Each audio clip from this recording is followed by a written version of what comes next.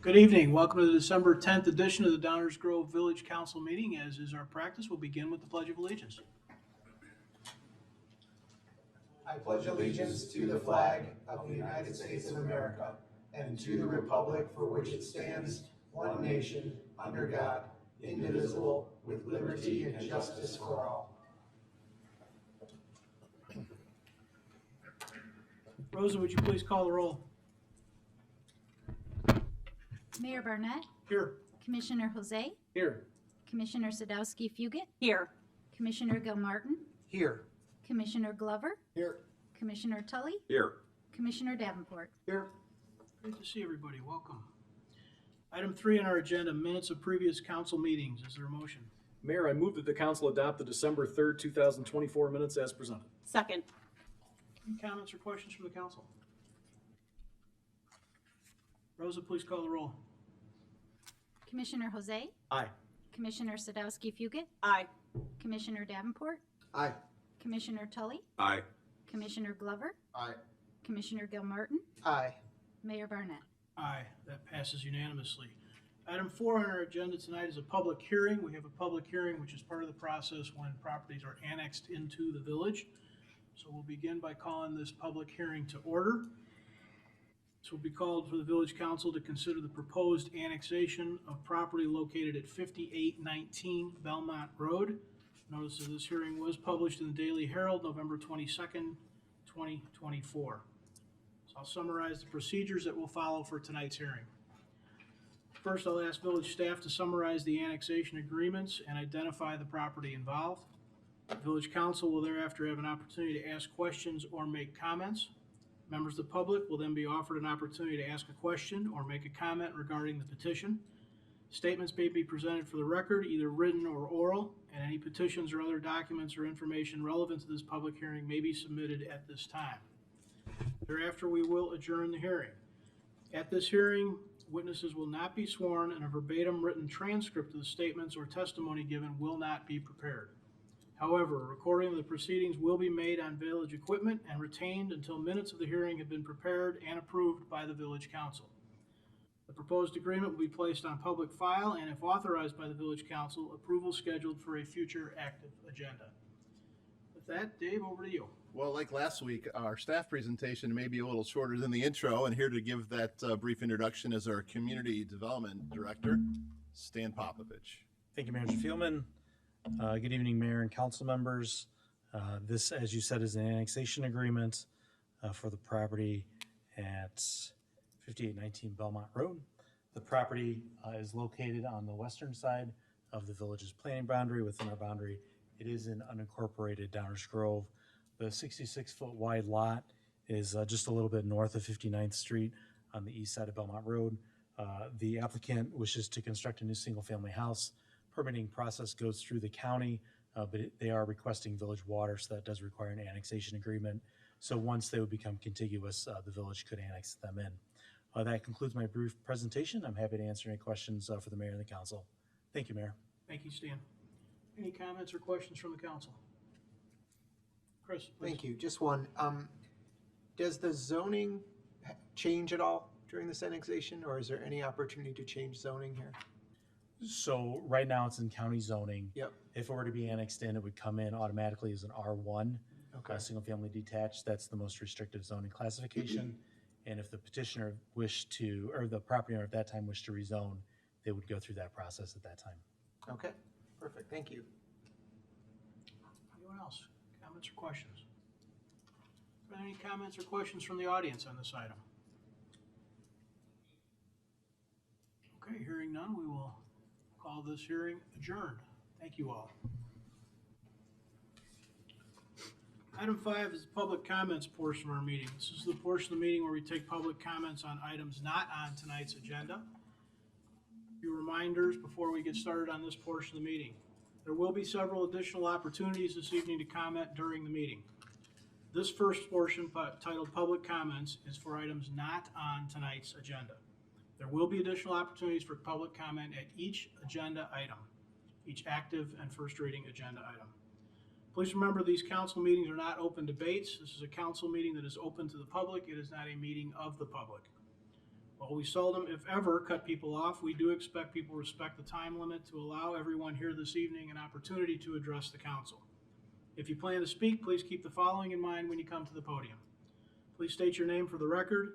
Address your comments to me as chair of the meeting. Keep the comments to 5 minutes or less. Avoid repeating what others have already said. It is okay to say you agree with the previous speaker. In fact, you'll probably hear council members do similar things. Please keep your comments to one visit to the podium per subject. And remember, comments are most effective when they focus on subjects within the scope of Downers Grove Village government. So with that, please come on up to the podium.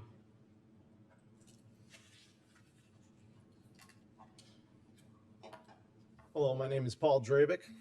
I'd like to address last week's meeting where a clip of my podcast was played, and shortly thereafter, a profanity-laced tirade from a voicemail was played. I believe the implication was that there was some sort of connection between the two. I want to state here that there's absolutely no connection whatsoever, and I think the implication was dishonest. Furthermore, I think it's unprofessional and inappropriate for a village commissioner to use this platform as a bully pulpit to air their personal and political grievances. I do have a podcast, and you could dismiss it as hateful bigotry if you want, but I have interviewed FBI and CIA whistleblowers, Gold Star families, the inventor of mRNA technology, Dr. Robert Malone, the incoming border chief of this country, Tom Homan, and in January, I'll be interviewing the former National Security Advisor of this country, General Michael Flynn. That has led me to an opportunity as a journalist with a national news publication, and this publication gets millions of views every day, has international reach. I have a working relationship with the editor who's interviewed the President of the United States. So you can question my bona fides, but I stand behind my record. I fought in war for this country, and I served alongside people of every race, religion, gender, and sexual preference. And we risked our lives for one another to protect the people of Ramadi, Iraq from terrorism, and to help them rebuild their community from the ravages of despotism. I served all Americans, not just those I'm politically aligned with. So I would put my record of advocacy for diversity up against any member of this village council. Now, I am also continuing my record of service, and you all appointed me to the Human Services Commission of this village. Now, apparently, some of you are second guessing that appointment because you disagree with my politics. I don't think that's fair or right. I work well with my colleagues and the village manager, and I am proud of the work that we have done. I came here last week to speak about the library referendum. The village council and the library board are debating whether they should allow the citizens to answer a question about whether they should be allowed to vote for the board of the library they fund. But see, it isn't a question of should. The citizens have the right to elect the board of the library because they pay for it. The question is whether you are going to continue to restrict that right. We have a responsibility to uphold the foundational principles of this nation, to preserve a government of the people, by the people, and for the people. Of course, the citizens should be allowed to answer the question and to elect the board. You're spending their money. And they have a right to have a say in how that $7 million is spent. Because you know what? You sit in their chamber. You work for them. And so does the library. It's common sense. I am running for village council because people feel that there is a lack of common sense governing and that their voices haven't been heard. I speak for those people. It is my First Amendment right, and I believe I've earned that. Now, I'd love to stick around, but I have a 4 and a 2-year-old at home, and it's the witching hour. So I thank you for your time, and God bless America.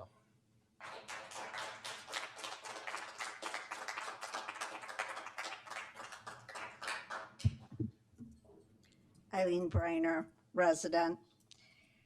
I appreciate your patience in hearing the voices in the library trustee debate last week. The meeting went rather long. I support the goal of a referendum on whether to elect library trustees. The voters should be allowed to decide this.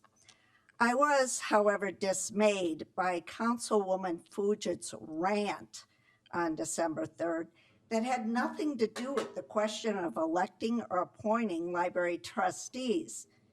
She spoke disparagingly about Paul Drabeck, who she recognized as running for village council. This is clear electioneering from the dais. I'm asking you to sanction her for this tampering in an election in her official capacity. I hope that she'll make a public apology for her speaking about a candidate in her official capacity during an election cycle. We all need to check our emotions from time to time and remember that it's not about you or me, but what we, the citizens of the village, want. Thank you.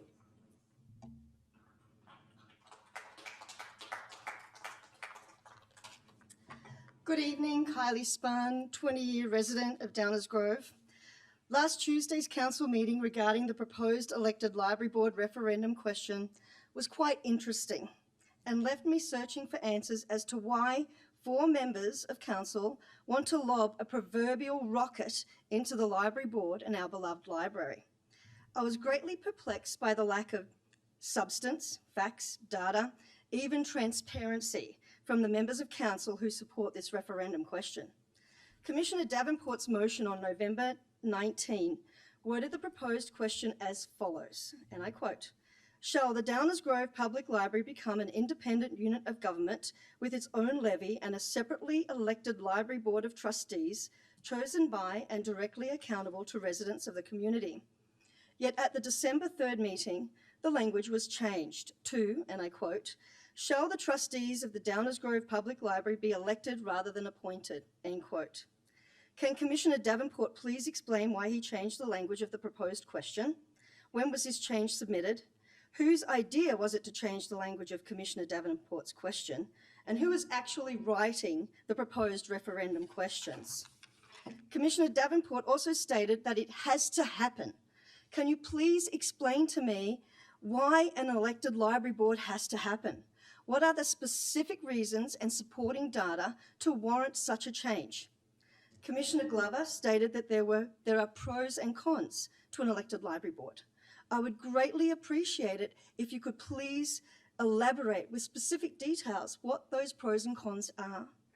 Mayor Barnett said there are issues. What issues are you referring to exactly? Can you give specific examples? What exactly is it that the Library Council is trying to solve?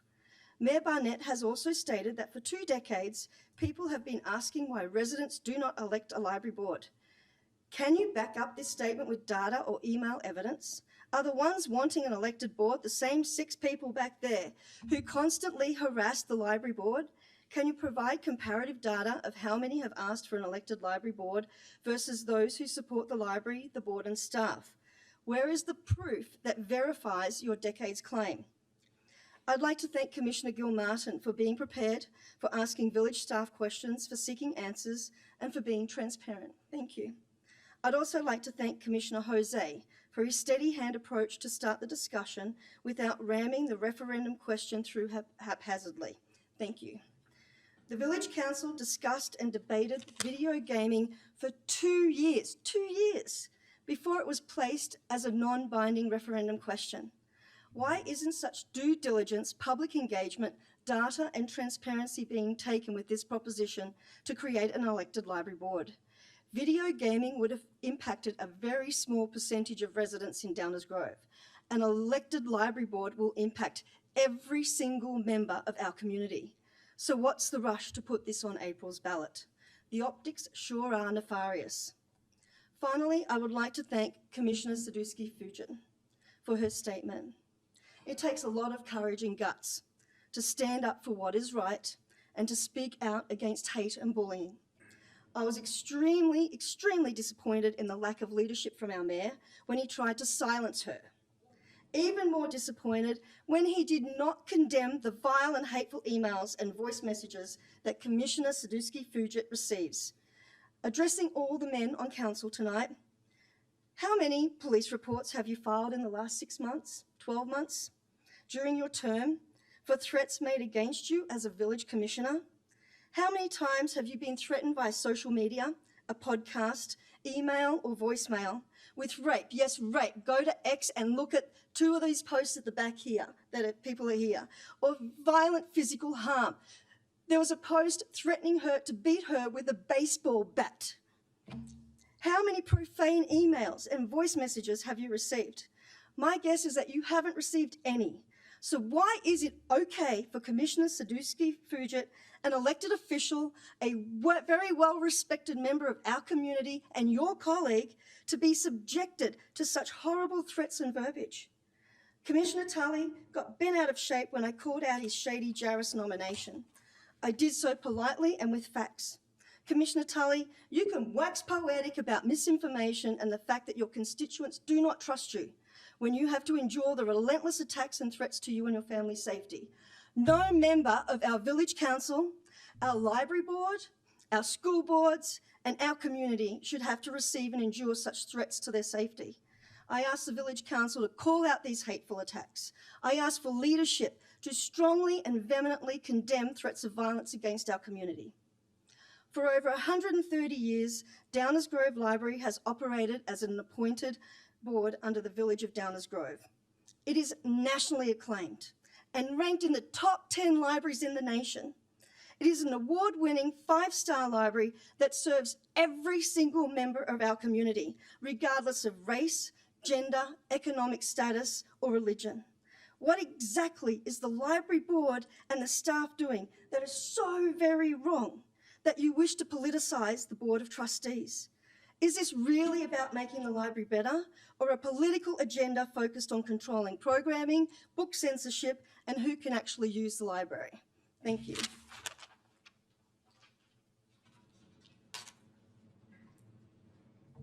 Hi, Ed Pollock, Downers Grove resident. Last week I was disappointed that yet again, there was no effort made to try to justify any kind of benefit for the library referendum. And again, we heard more costs. We heard talk about governance, but no real reason that we have to make a change after 130 years leading to such a great library.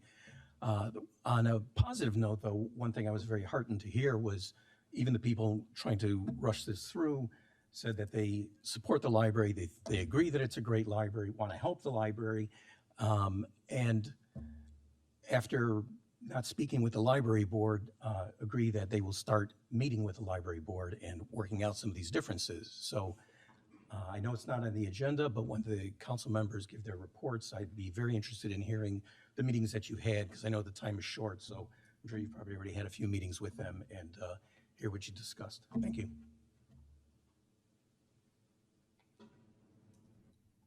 Hi, my name's Larissa Calvanese. I'm like 35-year resident of Downers Grove. I don't have a big speech written or rehearsed. I just was unable to attend last week's meeting, and I just wanted to go on record that I think that it would be a good idea to have a discussion about electing the library board members. I think when you're spending $6 million of taxpayer money, it's probably best to have the decision makers elected by the people whose money is being used. I know these are, I did, by the way, get a chance to listen to the meeting. I think I watched the meeting, so I don't want to repeat, but there was some good comments in there about why we should consider electing the library board members. To answer someone's question, there are more than 6 people that are interested in this, and I'm one of them. Also, I did get a chance, I think that it helps rule out favoritism or exclusion, so people are elected directly by the people whose money is being used. Also, I did get a chance to watch the meeting, and I disagree with Leslie's decision to use her platform to criticize in a very self-serving way a potential candidate for this village. Thank you. Hi, Mary Blanchard, Downers Grove resident for 28 years. I'm not new here. There's a lot to unpack from last week's meeting. It seems like process is a good starting point. One thing we've always counted on from council is process. What has happened with this resolution looks nothing like normal protocol for the council. Those of us that have watched over time know what the work of village staff looks like. Their research and efforts are impeccable. That the language was changed on the resolution so quickly, that it was discovered after last Tuesday's meeting, aspects of governance being compared to surrounding communities aren't options because of Downers Grove's governing structure. It's clear village staff was not included in this effort, or at least didn't have enough time. We can also always count on council to discuss topics extensively. As noted last week and here tonight, video gaming got 2 years of discussion and research before there was a vote, it being deemed such an impactful, important topic to our community dynamics. Regardless, you've talked about the smallest of matters for longer than a couple meetings. When council doesn't have their facts straight and you're rushing a process, you can't take the moral high ground and scold constituents for making assumptions about your motives. As leaders, you are the ones not helping. All agree the library is wonderful, and the council didn't take credit for their part in that, except to remind certain library board members they were appointed by some sitting up here. The whiplash and dissonance of saying you respect the library and then to engage in a process so unethical has to be disheartening to those that you appointed. Aside from a couple library board members along the way, the council has created a library board and staff that is highly functional, competent, and delivers 5-star service. To say that for 20 years people have wanted more input into the library board process is disingenuous if I'm being generous. Constituents have asked for an appointment process for all boards and commissions that is more transparent. Our words are being twisted and manipulated into something else entirely. It seems to me the council has made improvements in this regard recently. Thank you. Last week, we watched 4 council members in turn be defensive, manipulative, condescending, arrogant, pompous, clueless, and floundering. It strikes me as the behavior of people that have been caught out. 3 council members are put in the position of being baffled, perplexed, the voice of reason, and pleading that this is not good governance. In fact, this feels like governing by intimidation. Commissioner Sadowski-Fugit shared harassment that she alone has faced, and as she predicted, that started up again. The online hatred she's facing since last week's meeting has already forced her to file a police report. You've seen what our library has gone through the last 2 years, and yet you choose to further put them and the lone woman on council in the literal crosshairs of hatred. This is divisive and chaotic governing. Those of us that speak out over time have, as last week, received varying degrees of the scolding of win friends and influence people, otherwise known as Smile More. To say that to us, as we are here in good faith, when people are leaving Leslie vile, dangerous messages and posting online rhetoric, one of those people just this last week, this person was the subject of a Southern Poverty Law article about their hateful activities, is a Proud Boy and also tagged in their post the library board member that was recently removed. Please remember, you are our public servants. We are not yours. Last week's meeting bothered me all week. Why, I wondered. Is it because this is so overbearing, dominating, disrespectful? Because it's a micro-representation of the patriarchal systemic pressure we're seeing at the macro level? I know the players involved. It's not even that surprising. But then I realized what it was. I grew up in rural Wisconsin, which can be very isolating for a child. Books were my access to the outside world. I'd walk into the library and something inside would click. I'd feel whole, like I belonged. Library was community and books were friends, giving me perspective outside our family farm. In later years, our library system sent a catalog to homes and we could order materials to be sent in the mail, paying no postage. The library saw a need in their community and filled it. This is what libraries do. This is what our library does so beautifully. This is why I lost sleep all week. The very body that is supposed to protect our precious resource is instead attacking it. So where does this leave us? If you missed the message last week, I'll spell it out. We don't trust what you're doing with this, and by association, then don't trust the 4. To say this isn't political is nonsense. We've watched over time, we know how this works, we know the players and the games you play. You're manipulating the situation to an advantage. For 2 of you that have been at this a while, this will likely be the thing that finally snaps the thread of trust that was clinging. Your values are exposed. There is one of you that has a lifeline, and that is to grab onto the fact that this process is corrupt, and you can vote to stop this and not have this be on the spring ballot. If the council insists on continuing to discuss this topic, do that, but you must discuss it for at least 2 years. This warrants at least as much time, research, staff commitment, and community engagement as video gaming. It's infinitely more valuable to the community in every way. We don't ask for much, just a small Christmas library miracle. Thank you. Hi, my name is Ian Ogden. So I'm just going to comment on some things that happened last week and also other times. I've seen it multiple times where council members that are here tonight have lashed out at people who had spoken at meetings over different issues, various topics at various times. And I think that's unprofessional, that's wrong, that is not what we elect you to do.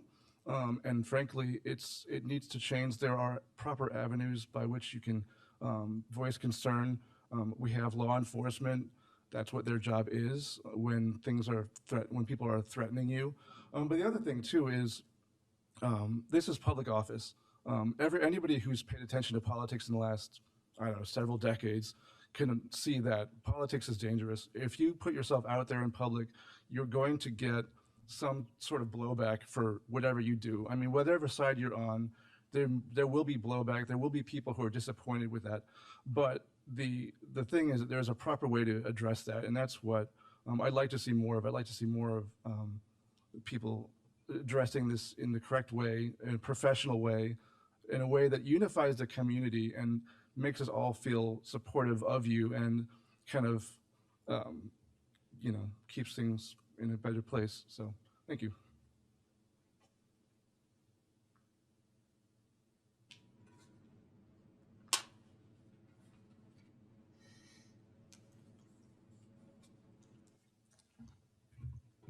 Good evening. My name is Noel Manley, and I'm a resident of Darien, Illinois, as well as a resident of the Indian Prairie Library District. Unlike Downers Grove, our library has an elected board and therefore is directly accountable to the voter for their actions and the actions of their library director and her staff. To provide you with some insight into how well our library district is run, I've attended one board meeting over the summer and no one was there except for the board and the library staff. And why is that? Well, to put it simply, our elected board and our library director and her staff do not veer from the lane that they're in and provide books and programs that serve the entire community. So unlike the Downers Grove Public Library, you will not find a $157,000 DEI consultant who provided a discovery report that painted the Downers Grove community as the Jim Crow South, inherently racist. A drag queen bingo event targeting children. And as a person of Native descent, a divisive land acknowledgement that wallows in Native victimization, accusations of cultural genocide by Christian churches, and completely ignores and disregards any Native accomplishment or contribution to our nation. The orchestrated censure and removal of library board member Bill Nienberg, whose only indiscretion was publicly questioning library finances and library operations. The illegal release of 25,000 library cardholders' names in violation of the Illinois Library Records Confidentiality Act provide cover for a library board member. And now the aggressive and unsubstantiated push to hire a library social worker, despite the fact that there's already a social worker on the village payroll. I guess you could maintain the status quo and do nothing. Of course, this will only facilitate the current lack of accountability as the library director and her staff remain bureaucratically insulated from the voter by 2 layers of government and thereby allow them to act with impunity. In other words, the bureaucratic tail wags the dog. Or you can put a non-binding referendum before the voter and let them decide. And quite frankly, you have nothing to fear. It's the democratic thing to do. And then one last thing, Commissioner Sadowski-Fugit, I reviewed your comments last week on regarding the phone call you received or the one that you played. It was particularly troubling. Public officials should not have to be subjected to that level of nonsense. And I would hope that you reported that matter to the Downers Grove Police Department, because as we know, they have the resources to track down these people. As for myself, I'm a low-level elected official, and I've received my number of unhappy constituents in my time. Unhappily, this is part of the landscape of public service. In my case, I did report a particularly heinous threat back in May of 2022, and as it turns out, the individual was caught and charged, and I have a status notice on this next week. I say this as a matter of concern for safety and not as a political prop to advance an agenda. Public service requires a thick skin, and if you do not have that, then you should find something else to do.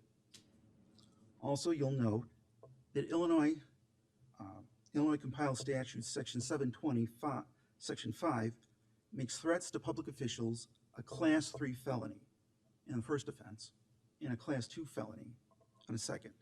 So think about that. Thank you.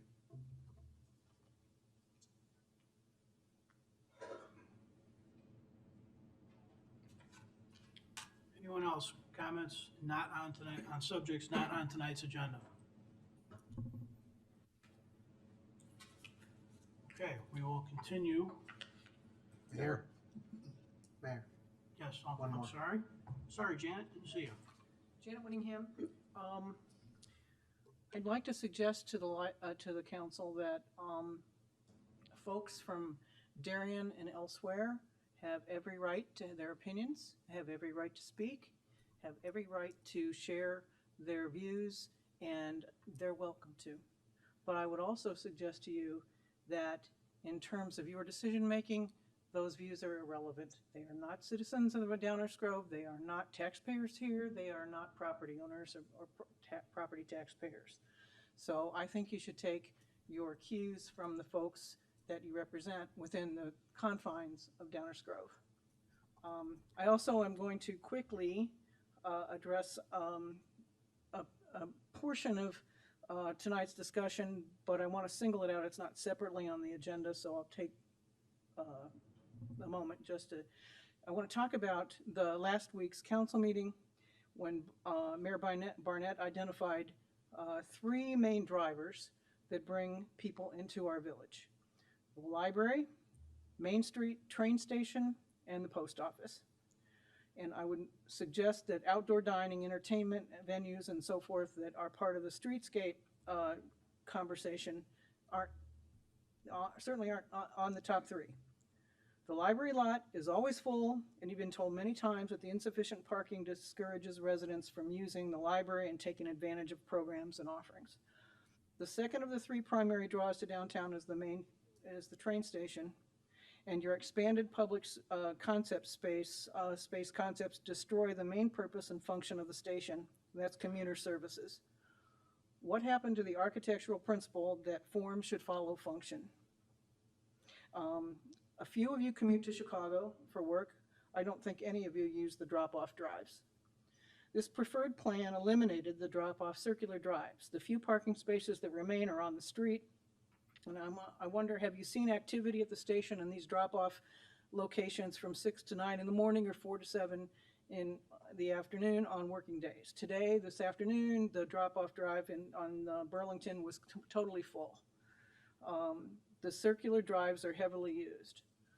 If you make these changes, where will cars line up? You're going to create chaos, especially on the south side of the tracks. Those outside parking spaces are used by Egg Harbor and ATI customers, so these few drop-off parking spaces will be available only if people aren't parking there. You're going to create dangerous, tense situations as drivers are trying to get to the train on time to drop off their workers heading downtown.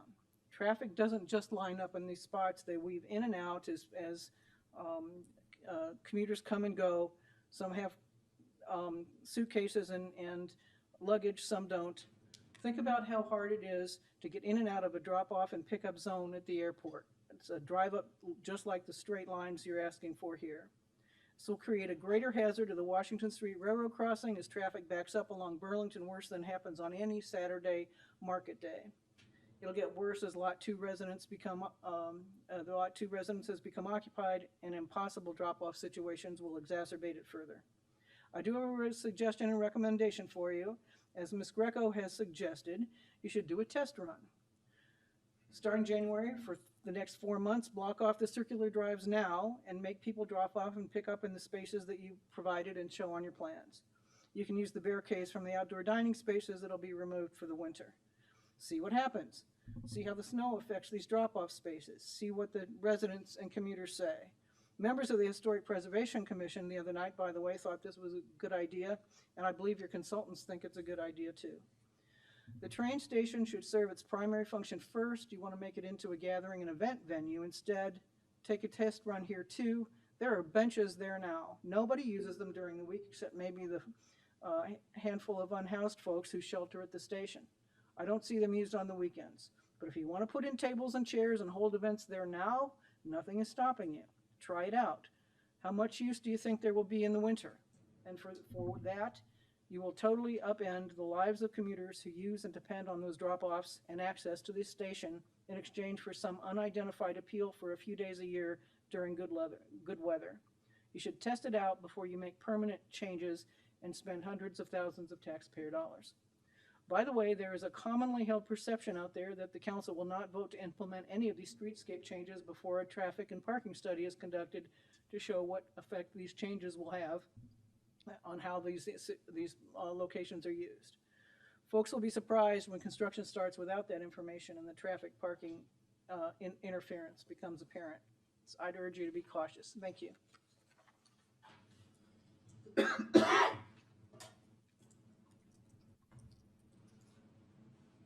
Clorinda Greco. I've been working in Downers Grove for 39 years, and I am a commercial property owner. I really do believe that the taxpayer should not be having to pay taxes or contribute to the restaurants getting outdoor dining. I know right now that they pay a fee for renting that space on the outdoor dining.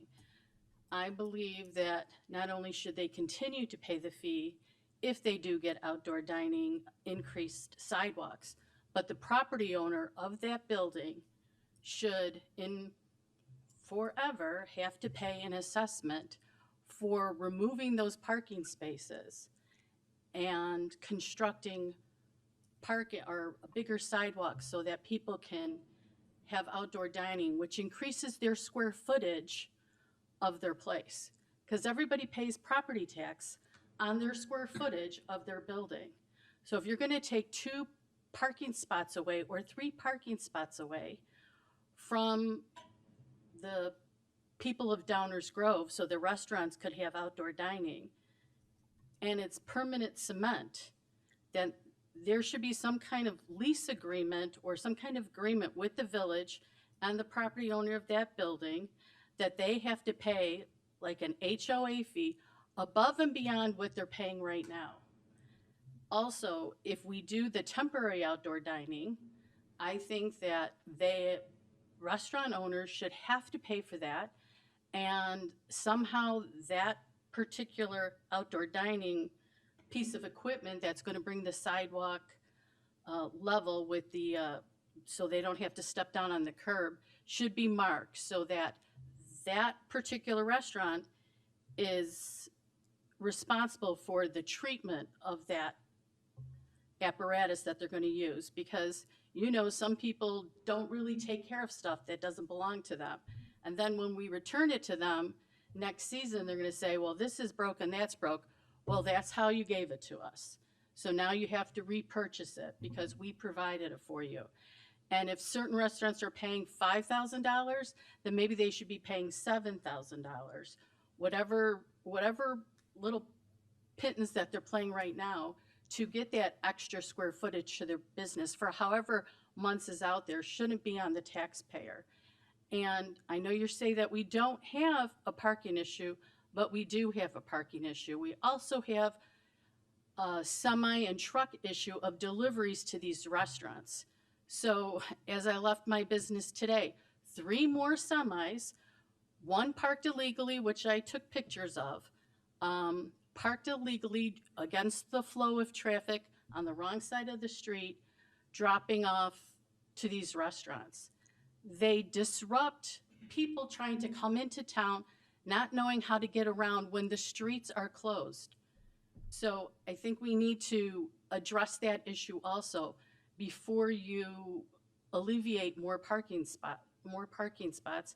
And the taxpayers are going to have to pay the bill to build another parking garage. I know you don't feel like we have a parking issue, but as a business owner, we have a parking issue. And we've had it from the parking survey that we did in 2019. And if you just review that survey, you will see that the majority of the people have said that we have a parking issue and a shortage of parking space for the restaurants that we had in 2019. And we have more restaurants since then. Thank you.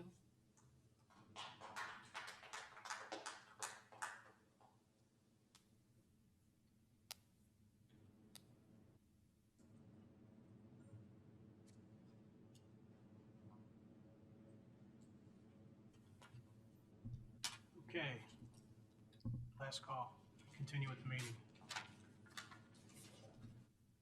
All right, let's move on to the consent agenda. Is there a motion? Mayor, I move that the council adopt the consent agenda as presented. Second. All those in favor say aye. Aye. Opposed? Passes unanimously.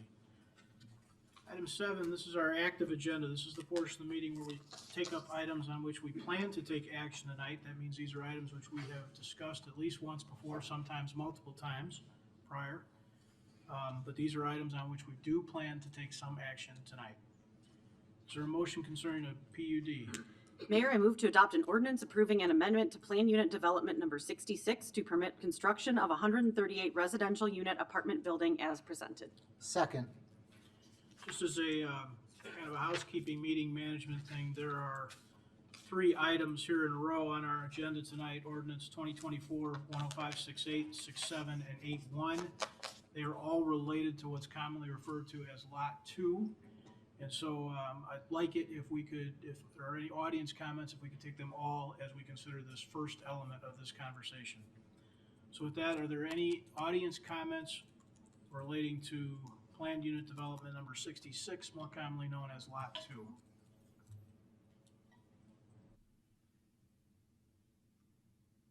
Okay, council comments or questions?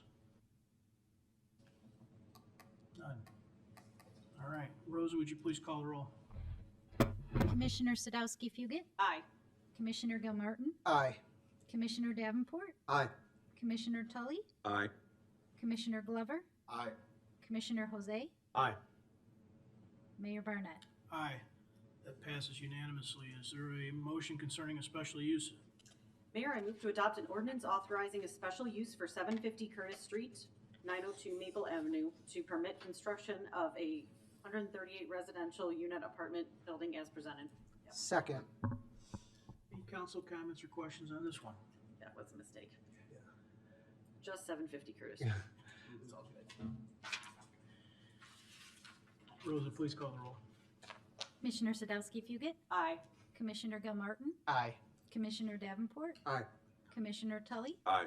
Commissioner Glover, Aye. Commissioner Jose, Aye. Mayor Barnett.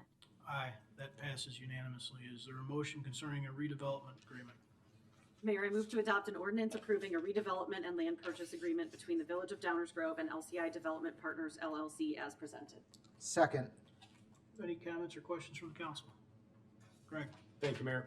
I voted in favor of the first 2 items because I have no problem with zoning for the building.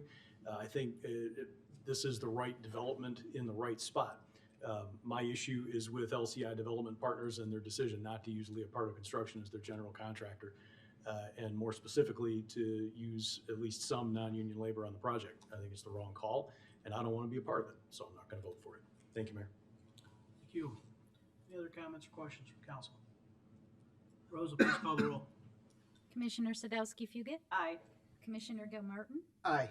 Commissioner Davenport, Aye. Commissioner Tully, Aye. Commissioner Glover, Aye. Commissioner Jose, Nay. Mayor Barnett. Aye. That motion passes 6-1. Is there a motion concerning the tax levy? Mayor, I move that the council adopt the 2024 aggregate tax levy ordinance as presented. Second. Any Any comments or questions from the audience on this item?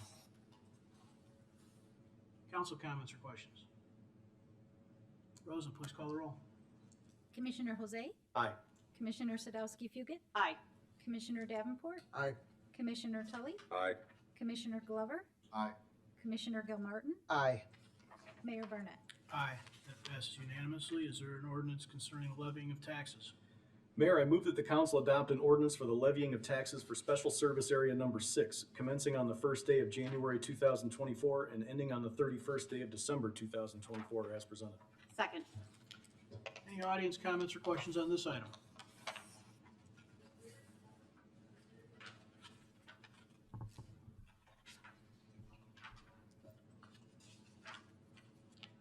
I was just wondering, where is that located? Fairview and what? Or It's- where is that location? I'm sorry. Well, there should be is there a map in there? We can get a map, but We'll this get a is, map. this is generally the unincorporated area in the northeast portion of the town, formerly referred to as the Fairview Fire Protection District, which was dissolved a couple of years ago. We now levy taxes through a special service area to serve this unincorporated area. Comments, questions from council? Just to clarify, the reason why the village did that is because the residents were paying funds and weren't receiving any service. The village moved in somewhat of a quasi-active consolidation in order to make sure that funds were used for the purposes were intended so that the residents of that area could receive the services they expect and deserve. So we levy this in order to basically make up for something that wasn't happening the way it should for a while. Thank you for that, Martin. Anyone else, comments or questions? Rosa, please call the roll. Commissioner Jose? Aye. Commissioner Sadowski Fugit? Aye. Commissioner Davenport? Aye. Commissioner Tully? Aye. Commissioner Glover? Aye. Commissioner Gilmartin? Aye. Mayor Barnett? Aye, that passes unanimously. Is there an ordinance, or is there a motion concerning a tax levy ordinance? Mayor, I move that the council adopt an ordinance for the levying of taxes for Special Service Area Number 11, commencing on the first day of January 2024 and ending on the 31st day of December 2024 as presented. Second. Any audience comments or questions on this item? Council comments or questions? I'll just highlight, we've heard a lot of back and forth over the last 4 to 6 months as we've been doing some planning. This is a levy that supports many of the downtown activities that we talk about. We have a downtown management corporation, the various things that they do. This is very much what supports that. Any other council comments or questions? Rosa, please call the roll. Commissioner Jose? Aye. Commissioner Sadowski Fugit? Aye. Commissioner Davenport? Aye. Commissioner Tully? Aye. Commissioner Glover? Aye. Commissioner Gilmartin? Aye. Mayor Barnett? Aye, that passes unanimously. Is there a motion concerning a group of ordinances? Mayor, I move that the council adopt items golf through November on the active agenda for ordinances for the levying of taxes for Special Service Area Numbers 4, 5, 7, 8, 9, 10, 12, and 13, commencing on the first day of January 2024 and ending on the 31st day of December 2024 as presented. Second. Any audience comments or questions on this item? Council comments or questions? Rosa, please call the roll. Commissioner Jose? Aye. Commissioner Sadowski Fugit? Aye. Commissioner Davenport? Aye. Commissioner Tully? Aye. Commissioner Glover? Aye. Commissioner Gilmartin? Aye. Mayor Barnett? Aye, that motion passes unanimously. Is there a motion concerning abatements? Mayor, I move that the council adopt items Oscar through Tango on the active agenda for ordinances abating a portion of the 2024 tax levy related to the general obligation bonds Series 2019, Series 2022, and refunding bonds Series 2014, 2015, 2016, and 2020 as presented. Second. Any audience comments or questions on this item? Comments or questions from the council? Only if you're going to explain what abatements are. Go ahead, Martin. Thank you, Mayor. So a little bit more background on this. You just saw the village council adopt a number of tax levies, which in many places are to support specific special service areas. Before that, there was a general tax levy, which includes the village as well as the library and some other things. Now we have these things called abatements, and we always explain this because what an abatement is it means that even though we just passed a levy to collect a certain tax, an abatement means that we're not going to actually collect that tax because we have other funds available to us in the village in order to pay for these bonds that are listed here that Commissioner Jose just read off. So even though we have to levy the money in the first place, we then turn around and abate it because basically it means we're not going to collect property taxes in order to pay for the obligations on these bonds because we have other sources of revenue available to us. So abatements are good things. Thank you, Mayor. Any other? If you want to issue some bonds, we can talk to you. Any other council comments or questions? I'll just add to that it's in no small part because of all the many other things the village does, particularly as it relates to economic development. As you probably have heard from, if you've been watching our budget meetings, an enormous portion of our revenue each year is from economic transactions, sales tax, income tax redistribution, online sales tax. Those are frankly many of the things that keep the cost of delivering the services that everyone expects down. So it's all tied together and it's all related. Those abatements are a good thing for everybody. Economic development helps support that. Rosa, please call the roll. Commissioner Jose? Aye. Commissioner Sadowski Fugit? Aye. Commissioner Davenport? Aye. Commissioner Tully? Aye. Commissioner Glover? Aye. Commissioner Gilmartin? Aye. Mayor Barnett? Aye, that motion passes unanimously. Is there a motion concerning the vacation of a public right-of-way? Mayor, I move that the council adopt an ordinance vacating a certain portion of public right-of-way in the village of Downers Grove, alley to the north of 814 to 818 Ogden Avenue as presented. Second. Take some audience comments and questions on this. Michael, do you want to present a few things? Yes. Welcome up. Good evening, council members. My name is Michael Agato on behalf of the X-Site Development Team. With me here is Robert De La Fuente. He is the Director of Real Estate for the Andes Frozen Custard organization. We're pleased to present the updated site plan and modifications to the Andes Frozen Custard development located at 814 Ogden Avenue. Through this process, the development team and Andes Frozen Custard have worked diligently with the Village of Downers Grove staff, Downers Grove Economic Development Council, and the neighbors to modify the development to accommodate these stakeholders where possible while ensuring the future tenant has the best opportunity for long-term success and longevity in the community. These modifications from inception to the current proposal are numerous and have come through the hard work of all these collaborators, and I will take us through the modifications from start to where we're at right now. In response to concerns from staff, council, and the neighbors, in regards to vehicles being able to return back out to Ogden Avenue, we've shifted the building to the west. We've tightened the gap between the drive-through and the canopy area, and we've widened and reduced the sharpness of that radius to fit a large vehicle. And when we say large vehicle, we mean Escalade, Tahoe, that type of large SUV.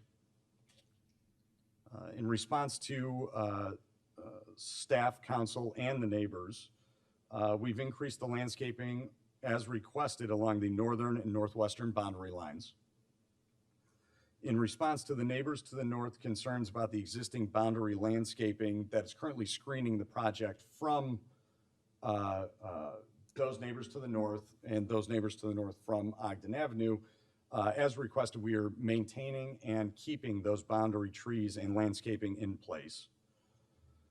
In response to the neighbor to the north and their concerns about their zero lot line driveway, we've added a buffer zone of roughly 4 to 5 feet between the fence line on the northern side of the property to give him an easier access point to his own driveway. He has since shifted from being staunchly opposed to vehemently for the project through this process. In response to the council concern about headlights going into the northwest neighbor's property, we've returned the fence line further south along the northwestern boundary of the property, and we've included landscaping so that open fence line that is required by the village is then blocked is blocking the headlights. In response to the council and neighbors' concerns about the Andes traffic exiting through the residential neighborhood to the north, we have added pork chopping, additional curbing, and signage to preclude any cars from turning north and exiting into the residential neighborhood to the north. In response to staff and council concerns about lighting and signage, and in turn the dark sky lighting initiatives, we've worked very hard with staff. Andes has reduced their requirement from their prototypical exterior signage and lighting package dramatically, very uniquely for this project. And in doing so, we've also implemented a lighting package that is in line with the dark sky light initiatives and furthers those goals. In response to staff concerns about the 90-degree parking on Washington Street, we've eliminated that on-street parking. We have replaced it with green space, and we've also included a sidewalk from Ogden Avenue all the way to the northern boundary of the property line. And we feel the elimination of these parking stalls will also remove an existing traffic choke point on Washington Street. In addition to these modifications, we've been asked to further review the building location, access points to the site, and operational protocols for Andes. In respect to the building and drive-through location, I'd like to share the existing site conditions that have factored into the site layout. Currently, there are public utilities that run through the alley, ComEd, Telecom, and then the DG Sanitary District pipes. The site geometrics and unique shape of the lot itself, the shared access with the neighbor to the east of the Elm Street access point that is going to be maintained by Andes in perpetuity, and then the existing IDOT curb cut. With those existing site conditions in mind, the following internal building and drive-through locations became infeasible. Moving the building to the north would create a significant hurdle in utility relocation from ComEd, Telecom, and then the DG Sanitary District. Shifting the drive-through to the north would shift vehicular traffic closer to the neighbor to the north, and we have actively mitigated through the engineering process the impact on that neighbor, specifically who has shifted from a nay to a positive on the project. And then shifting the project to the east would be infeasible due to the current IDOT curb cut, and additionally the reduced visibility for the Andes location because there is an existing structure to the east of this site. Secondly, with the building and drive-through locations on the proposed development, we then reviewed the access points and how they function based on the site design.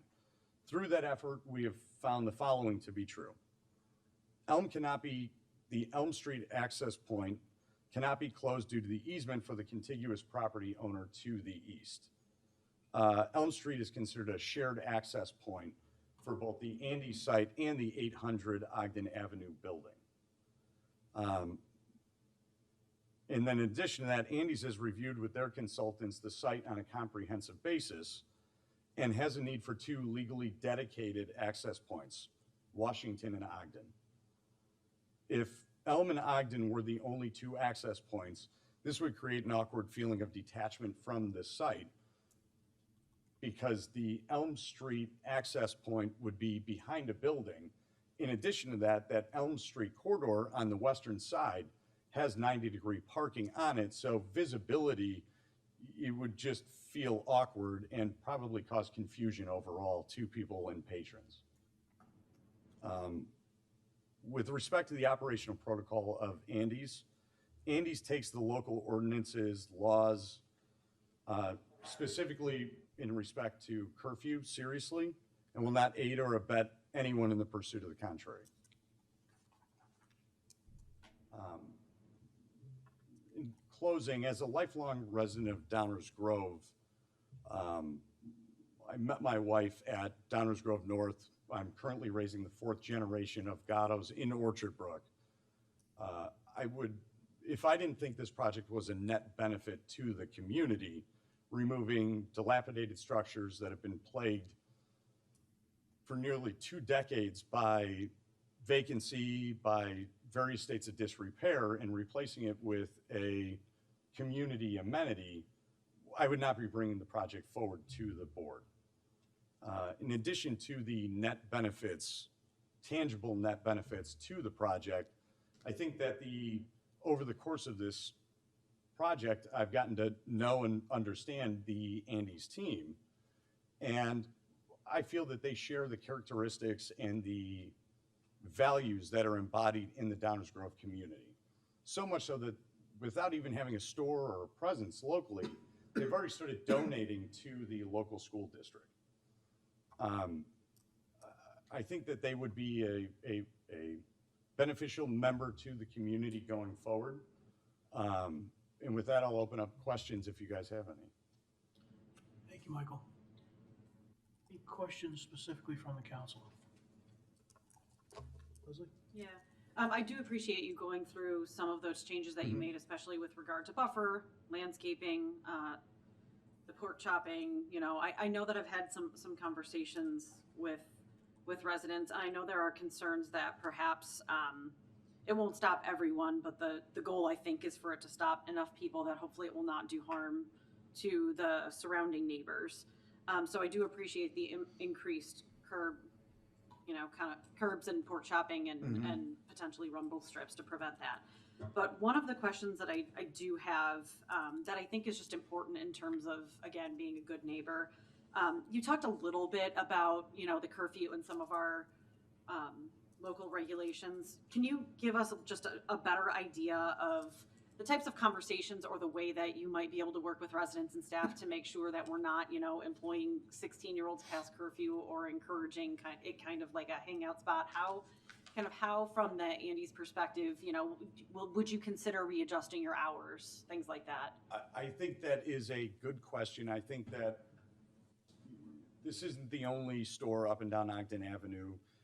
So I think that they'll wholly be responsible for their operations, how that works. I can't speak to the hours specifically, and I think that's more of an operations question over the course of how this goes.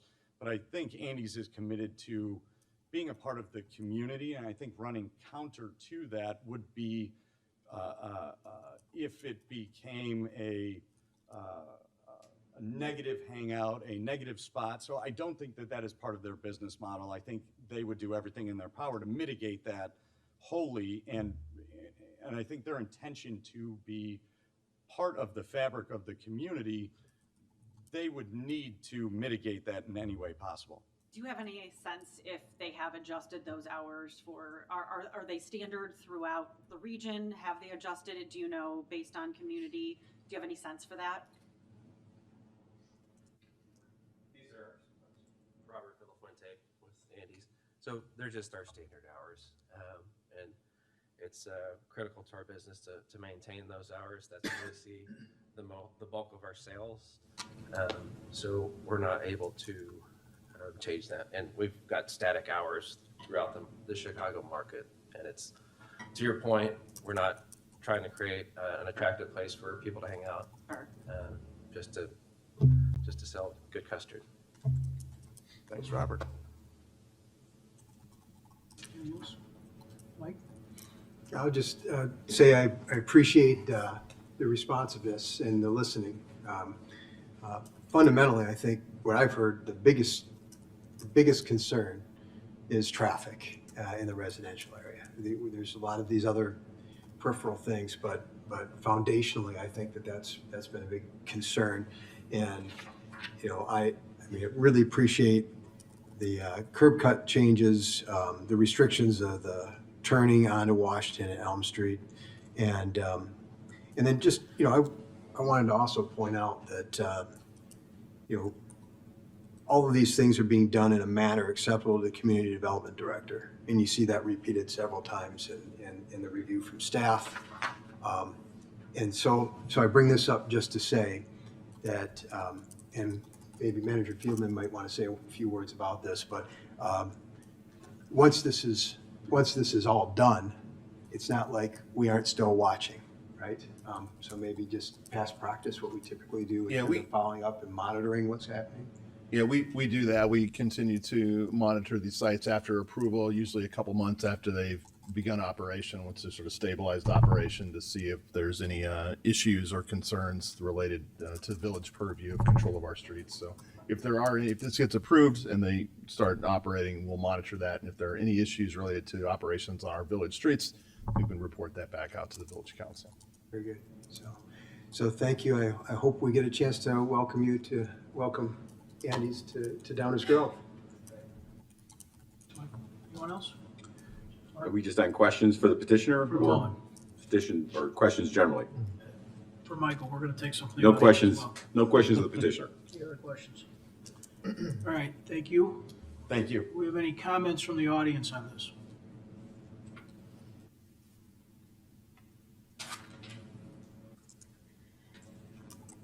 Rob Rowe, I've been up a couple times, so I'm going to keep it really short. We listened to a whole lot of stuff. We asked for two things: an accurate traffic study, which we still don't have, and alternate plans, which we still don't have. I heard a bunch of excuses. I heard Andy's wants to invest in the community. I'd ask Andy's to withdraw their TIF application then, if that's what they want to do to invest, because that's one of the major problems we have, is the economics behind this. Andy's is asking the village for $1.2 million, they are, to fund the construction. Hey, Rob, back here, please. Sorry, thanks, Bob. We're getting 70 grand a year in income. We're probably getting a major traffic problem, but we don't even know because we don't have an accurate traffic study. So I'm asking you guys to vote no until we at least get accurate traffic numbers. Thank you. Thank you. Anyone else on the Andy's items? Okay, back to the council comments, questions from the council. Martin? Thank you. I'll just repeat what I started to say last time. Right now, all that's before us is a request to vacate an alley. And looking at the request to vacate an alley, the request is consistent with the village policy and practice and historic practice with respect to alley vacations. And I would note particularly this one is in furtherance of an economic development opportunity that the village actually solicited an opportunity to redevelop this underdeveloped part of Ogden Avenue with dollars that were specifically created for that purpose. So I think the alley vacation policy has been entirely met. Thank you. Others?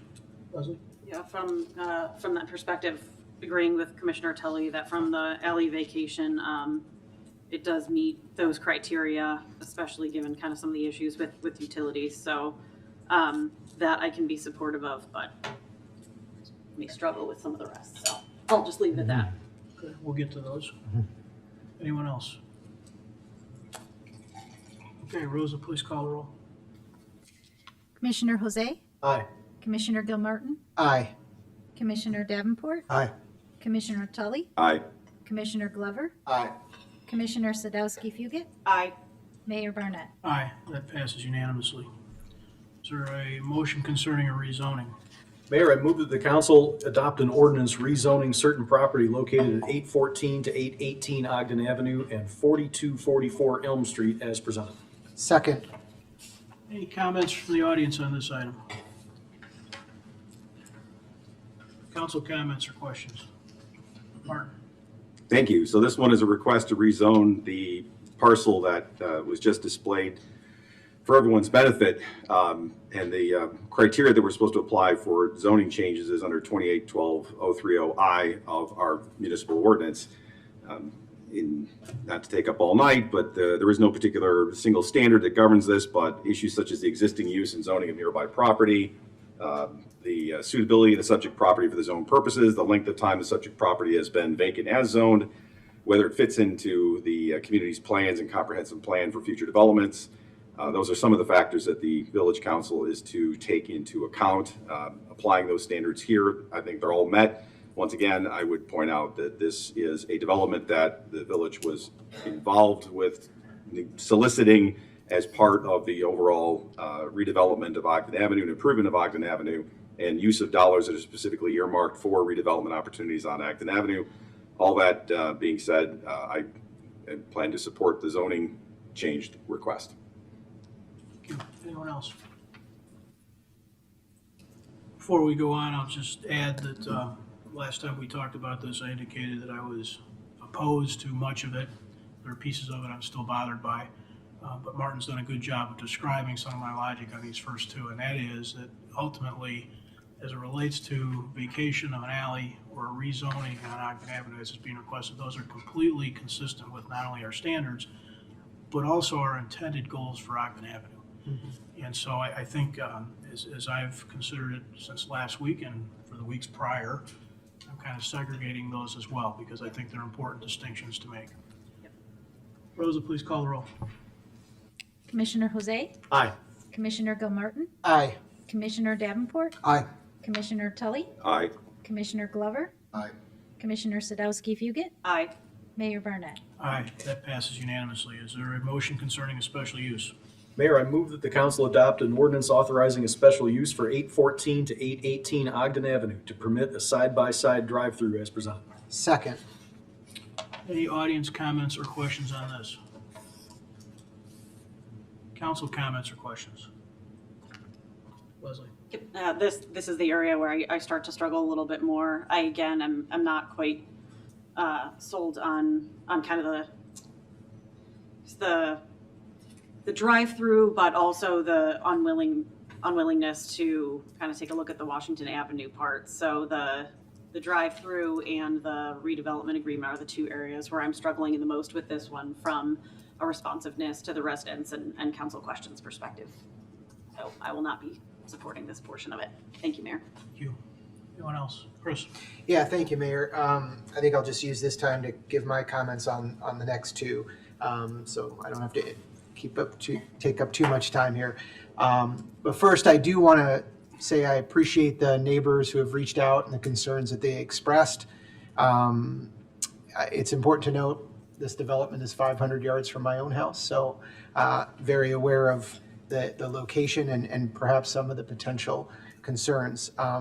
I've spoken to a few of you a few times, and you raised some definite valid and good points. And I believe your feedback was incorporated in some of the changes that we've seen. I'm certainly aware that not all of what was sought is in the revised plan, but it is, I think, worth noting that your input was heard and in some ways incorporated. I think our role here is to determine if the standards of the special use have been met and if the TIF dollars make sense for this development. I do believe the standards have been met for a special use. I think it's important to note there are no variants being requested. The design exceeds our expectations when it comes to things like setback, parking, green space, lighting, fences, and so on. And so while all of that is not necessary, I think it is also important to note that the impact of this development is candidly far less than what it could be. A 60-foot building could be built there. So just, I think that's important to note. I do believe that the improvements to the restrictions on the northbound exits on Washington Elm and the improvements to the drive-through exit flow to Ogden will all encourage traffic exiting towards Ogden. It certainly won't stop all northbound traffic any more than any stop sign in town stops every driver. But I think the combination of all these three improvements will move traffic away from those residential areas. I believe also, given the much smaller footprint, the no drive-through speaker, no fryers, again, this business is going to be far less impactful than what could be there. As it pertains to the TIF dollars that we are awarding it's important to note we are awarding those TIF dollars to the developer, not to Andy's. It is contingent on the developer having a minimum 10-year lease, and also that the restaurant that is located here actually opens. So this is not quite just the free money that we're providing. We are getting a lot for that. A 10-year lease on a restaurant, along with that restaurant actually opening, is a pretty decent contingent, one that makes perfect sense.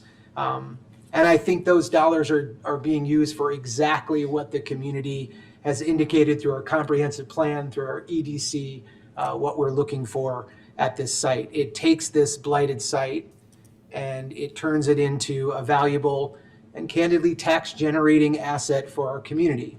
And I also, I've heard the argument about $70,000 and how long it's going to take to get paid back, and I understand that. But I think the math here is beyond just the incremental tax revenue. We talked about what the site's current condition is and what it will be. And I just think this is a good example of what our TIF district and those dollars were designed to do, which is improve the parcels on Ogden. For those reasons, I intend to support it. Thank you. Thank you. Greg? Thank you, Mayor. I don't want to repeat anything that Commissioner Gilmartin said. Suffice to say that I agree with a very large part of what he's had to say. I thought the concern about the curfew ordinance was a little bit odd. It has exceptions for people who are employed at the business. And just thinking about it as the father of a now teenager who might end up hanging out at Andy's, if that's the worst problem I've got, I'm okay. In terms of the side-by-side drive-through, I'm not a big fan of the side-by-side drive-through just as a driver. But we have it in other locations in town, and this doesn't seem to me to be any more onerous or difficult than any of the others we have. The TIF expenditure, just to add on to what Commissioner Gilmartin said, it's not like we're just handing over a check for $1.2 million. There have to be TIF eligible expenses. What qualifies for TIF funding is defined in state law. It's not simply a pot of free money. This is intended for certain things that are infrastructure related, intended to generate exactly the kind of economic development we're getting here. As I said in an email to a resident earlier today, there is no perfect project. Is this one? No. But it does meet the criteria, and I do look forward to voting for it. And I would also point out that the steps that have been taken to try to prevent at least some measure of traffic from going north into the neighborhood are further than we've gone on most other projects. I think it's a positive step all around, and I look forward to some custard. Thank you, Mayor. Thank you. Anyone else? Danny? I guess I'll try not to reiterate what has already been said, but when we think of Ogden Avenue and what we might envision here, I think this is exactly the type of development that we would hope for. When it comes to the alley vacation, it's consistent with our comp plan, encouraging commercial development by increasing lot depth, which is called for and needed upon much of Ogden Avenue. I remember 4 years ago driving with Commissioner Gilmartin and the prior EDC director, and I think this particular property was actually highlighted during that trip, along with other properties along Ogden Avenue. But this is exactly what is called for and is consistent with in our comp plan. So while this site is a little different from any other on Ogden, I think it's unique that it touches 3 separate streets. I can't think of any other property that touches both Ogden and 2 separate side streets, which makes it a little unique. So while I understand the concerns about traffic, I think that the developer has addressed those at least sufficiently for me. So I'm satisfied with the modifications that are made. And overall, this development is exactly what the TIF is designed for. Replacing an eyesore, like it's been said, with an attractive addition to our community that aligns with our strategic plan, comp plan, and is recommended by the EDC. So I too appreciate their investment, and I'll be voting in favor of it and look forward to welcoming Andy's to the community. Thanks, Danny. Mike? Yeah, so excellent comments. Once again, I think demonstrating the thoroughness this council puts into the work and the seriousness with which we do that. I want to just briefly address the economic benefit, right? Because it's been thrown around a little bit, $70,000 in sales tax revenue, whatever. But maybe our Director of Economic Development wants to speak to this a little bit, but I know that the actual economic impact is far, far greater than just that. When I think about jobs created, I think about the workers that are going out for lunch or dinner somewhere else there on Ogden Avenue, and bringing people into town for Andy's and going past other businesses that are here. I mean, this is exactly the kind of thing that these TIF dollars were designed to help spark. So really appreciate that. And then just maybe one last highlight about traffic. The Village Fire Department confirmed that Main Street, Highland Avenue is their primary route to Good Samaritan Hospital, and that they rarely use Washington Street to access the hospital. If an alternate route is needed, Fairview Avenue and 39th Street are used. And so, I love the fact, though, that the questions were asked about this, that this was something that was brought up, and staff was able to look into and address it. And so we are concerned about traffic in those neighborhoods. And, I'm wondering, and maybe there's a future discussion here, in my brief time on our council, I've observed that we run into these things quite a bit, where there's some sort of business along Ogden Avenue and concern about traffic going north or south from the proposed development.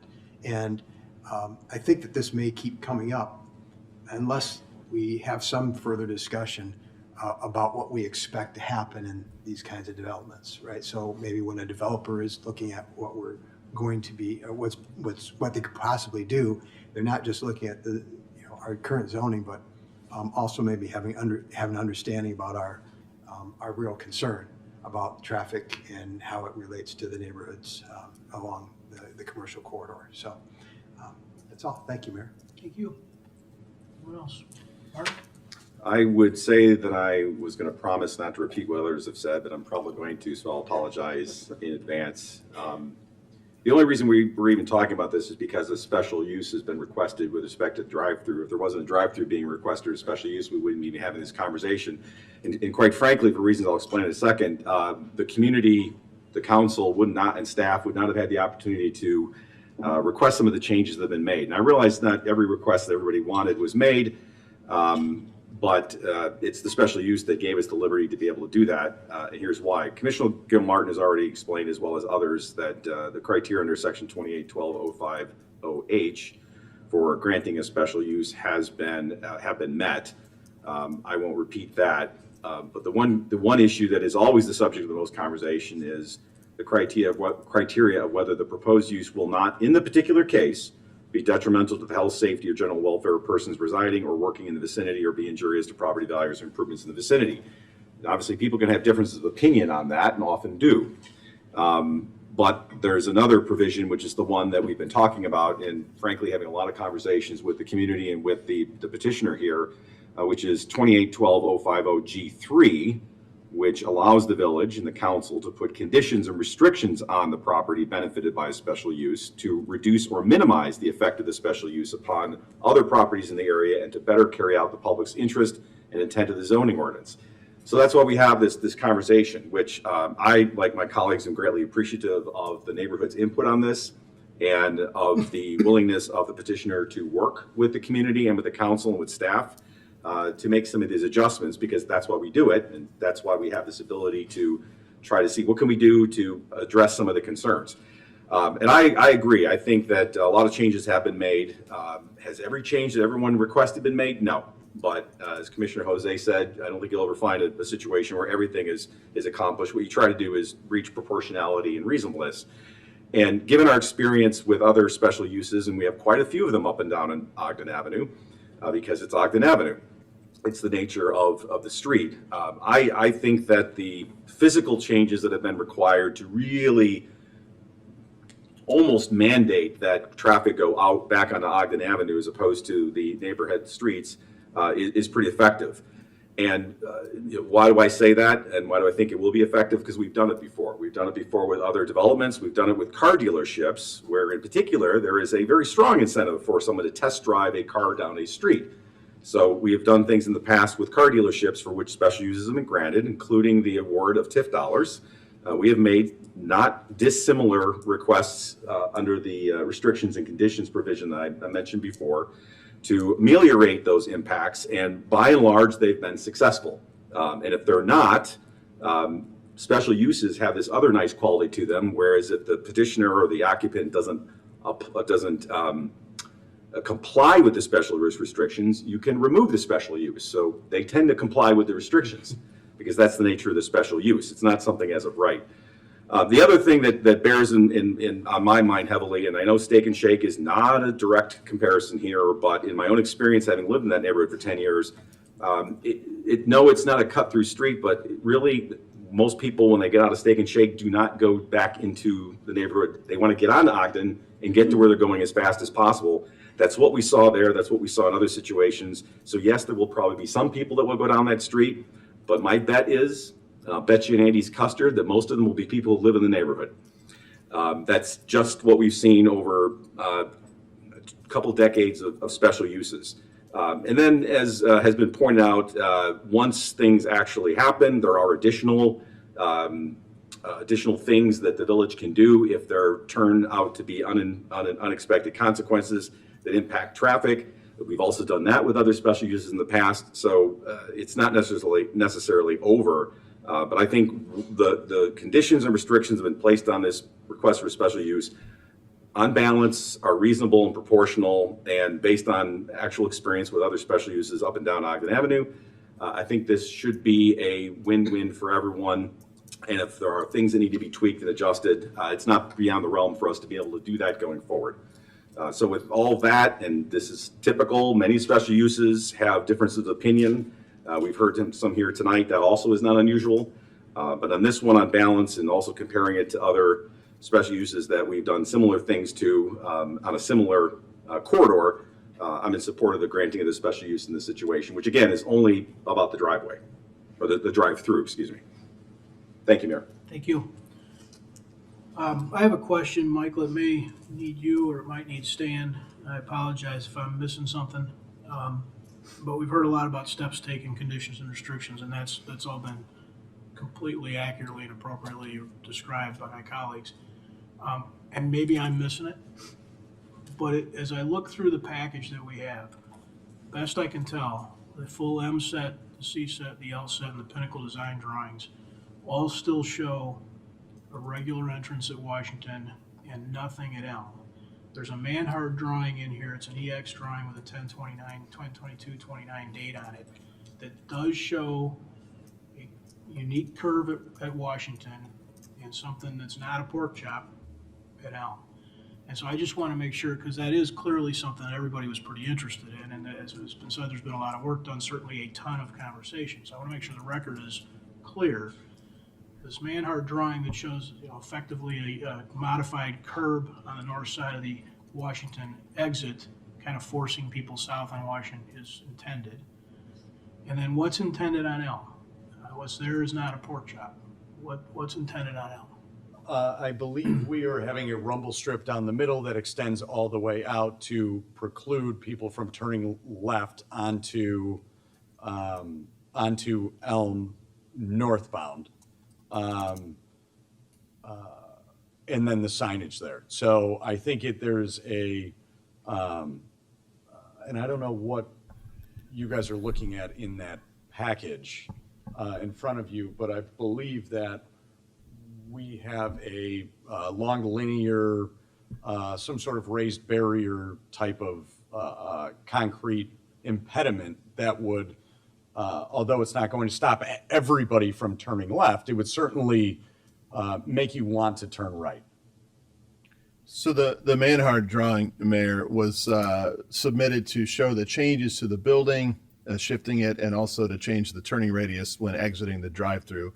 When Manhard drew that, they also took a shot at compliance with the other conditions that are in the ordinance for exiting both at Washington and Elm Street. A preliminary review of that document was done by staff. We'll do a final review at the time of building permit application and prior to issuance. At this point, it does look like those improvements shown on the Manhard plan are consistent with the conditions and likely to be approved by staff. They might be changed slightly, But they look to me to be consistent with the conditions in the ordinance which govern. Okay. Terminology is bantered around, and pork chop means a thing and doesn't mean that. So that's why I was trying to make sure we're just all on the same page. Sure. Okay. All right, that's the only other question I had. Anybody got any other additional questions? Thank you, Michael. Okay, Rosa, please call the roll. Commissioner Jose? Aye. Commissioner Gilmartin? Aye. Commissioner Davenport? Aye. Commissioner Tully? Aye. Commissioner Glover? Aye. Commissioner Sadowski Fugit? Nay. Mayor Barnett? Aye, that passes 6-1. Is there a motion concerning a redevelopment agreement? Mayor, I move that the council adopt an ordinance approving a redevelopment agreement between the Village of Downers Grove and Downers Grove Equity Group LLC as presented. Second. Any audience comments or questions on this item? Council comments or questions on this item? Martin? I'll keep it brief. So this is the redevelopment agreement that I mentioned was part of the village's efforts, the culmination of the village's efforts to attract a development to this parcel and redevelop it. And Commissioner Gilmartin, I think, described it very well. Number one, this is consistent with countless other redevelopment agreements that we've done up and down Ogden Avenue. So there's nothing special about this petitioner. We have done very reasonable and responsible agreements like this that have attracted developments that, as was pointed out by Commissioner Gilmartin and others, is over a long period of time. And yet, once the site is redeveloped and some of these other things are done, it's improved almost from day one, which is the nice thing. And yes, we hope that you're here for 20 years, but if for some unforeseen reason you're not, we still have something that's been rezoned and consolidated and is a better parcel than it is right now. So there is a lot of protections in this for the village. There's also benefits, obviously, for the petitioner, or you wouldn't do it, but that's part of the reason why we engage in economic development incentives, is to attract someone to redevelop something that otherwise might sit there in a less than desirable condition for longer than anybody would want. So I'll just stop there and say this is a redevelopment agreement very consistent with many others that this council and prior councils have passed. And my thanks to all that were involved in negotiating. I think it's a good outcome for the community. Thank you, Mayor. Thank you. Anyone else in the council? Well, you know, Mayor, Chris, if go ahead. I just want to tack on to that. I think, yes, thanks to staff for working on this. I do want to point out the EDC as well. So they are sort of instrumental in helping us navigate and think about ways to do these kinds of things. I think they played an important role in this one, as they have in many. And so just a shout out to Brian and the team over there. Thank you, Mayor. Thank you. Anyone else? Rosa, please call the roll. Commissioner Jose? Aye. Commissioner Gilmartin? Aye. Commissioner Davenport? Aye. Commissioner Tully? Aye. Commissioner Glover? Aye. Commissioner Sadowski Fugit? Nay. Mayor Barnett? Aye, that passes 6-1. That ends the active portion of our agenda. We'll move on to item 8. This is the first reading portion of our agenda. This is the portion of the agenda where we take up items on which we do not plan to take action this night. They may be items we've talked about once before or for the first time, but again, these are items on which we do not plan to take action this evening. Dave, over to you. There are 6 items on tonight's first reading agenda. The first 5 items, A through E, are what we refer to as the budget implementation items. They are either directly related to the annual budget that the council just passed a week or so ago, or indirectly related in the right time to implement those changes. The first 2 items, item A and B, are changes to rates, one for rates charged for water, the other rates charged for the stormwater utility. Those were discussed in some detail at both long-range planning and as part of the FY25 budget. Those numbers are consistent with the budget that was recently approved.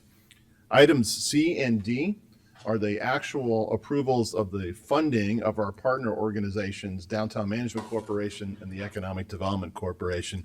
These funding motions are consistent with the budget requests that were presented a few weeks back by those agencies. And finally, every year we review our employee administrative rules, sometimes referred to as the handbook, to make sure that we're consistent with ever-changing state rules and regulations, and do a little bit of housekeeping and wording and make sure that that document remains relevant and up to speed. We have some minor changes in those categories that are shown in the document attached as part of the agenda materials. With that, Enzo and I are here to answer any questions that you may have. Thanks, Dave. Any audience comments or questions on this couple of first reading items here? Council comments, questions? Martin? With respect to the 2025 stormwater utility rates, I just want to note that this is sort of the tail end of a 15-year plan to really ramp up funding of stormwater capital improvements and maintenance.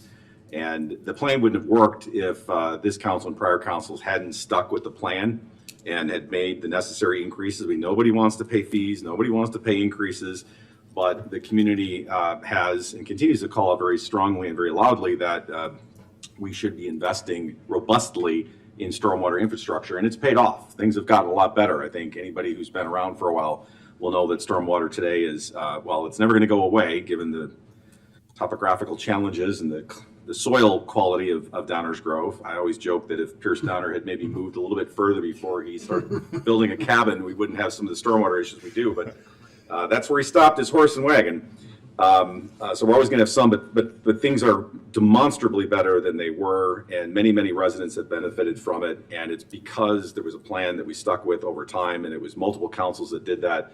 And so now that we're sort of getting to the end of that plan, we can see the benefits of it, but also see the importance of sticking to it and seeing it through. So I'm glad to see this. Again, nobody likes to see an increase, but we have demonstrable benefits from those dollars that the community has invested in itself. Thank you, Mayor. Thank you. Others? Chris, go ahead. Yeah, thanks. I would just want to reiterate my support for both the Downtown Management Corporation and the Economic Development Corporation. I think there was some discussion around the EDC's increase, but I feel extremely comfortable that that will be money well spent for reasons that I've talked about already. I did have a question though on the employee book.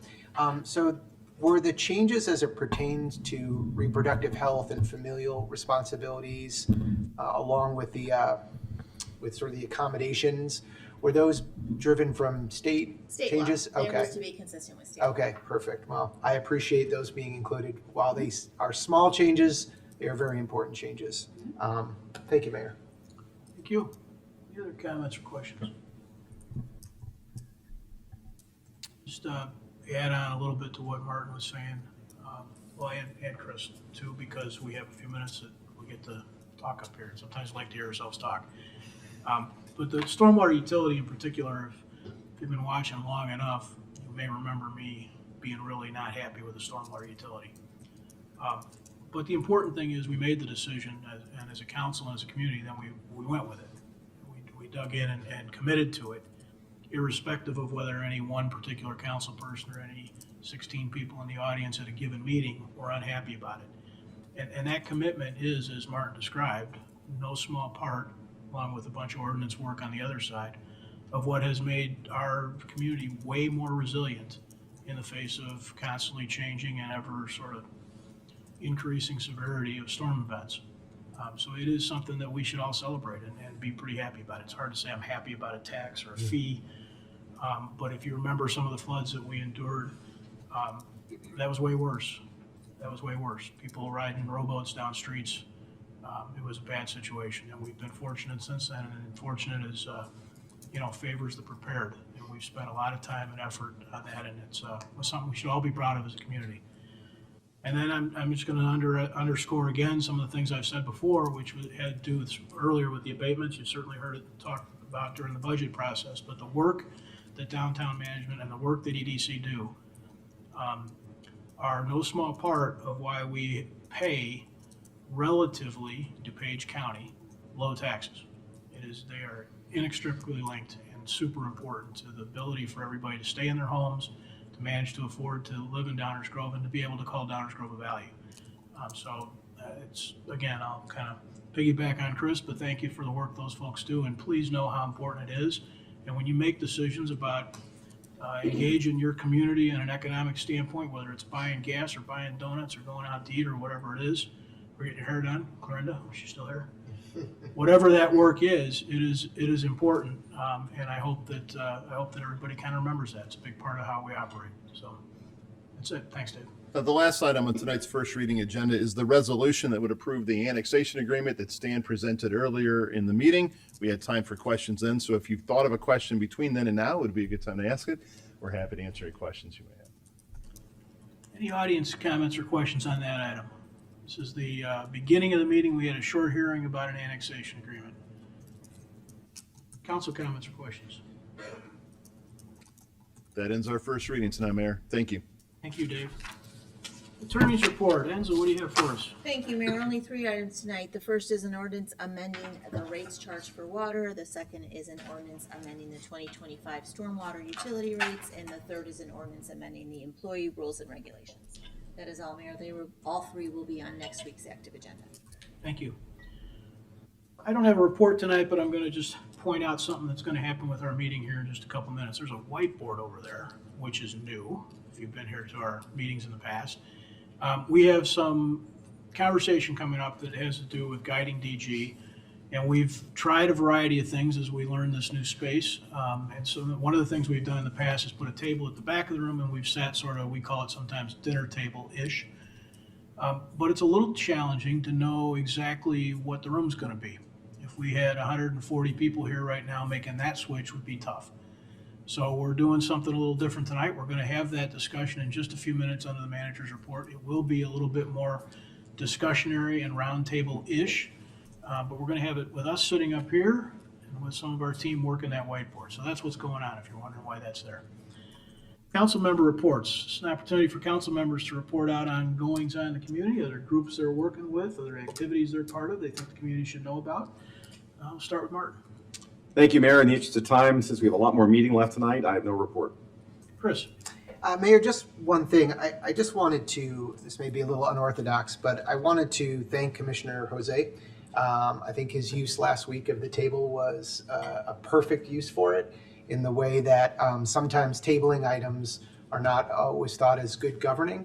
But I think it pulled us back from something where I don't think the balance of the council wanted to go, and I just want to recognize you for that, and I appreciate that work. Thank you, Mayor. Thought for sure you were going to thank him for golf through November. Yeah. That's all. Greg. That too. Thank you, Mayor. I'm just happy to help it. I wish I could take credit for the idea, but it was not mine.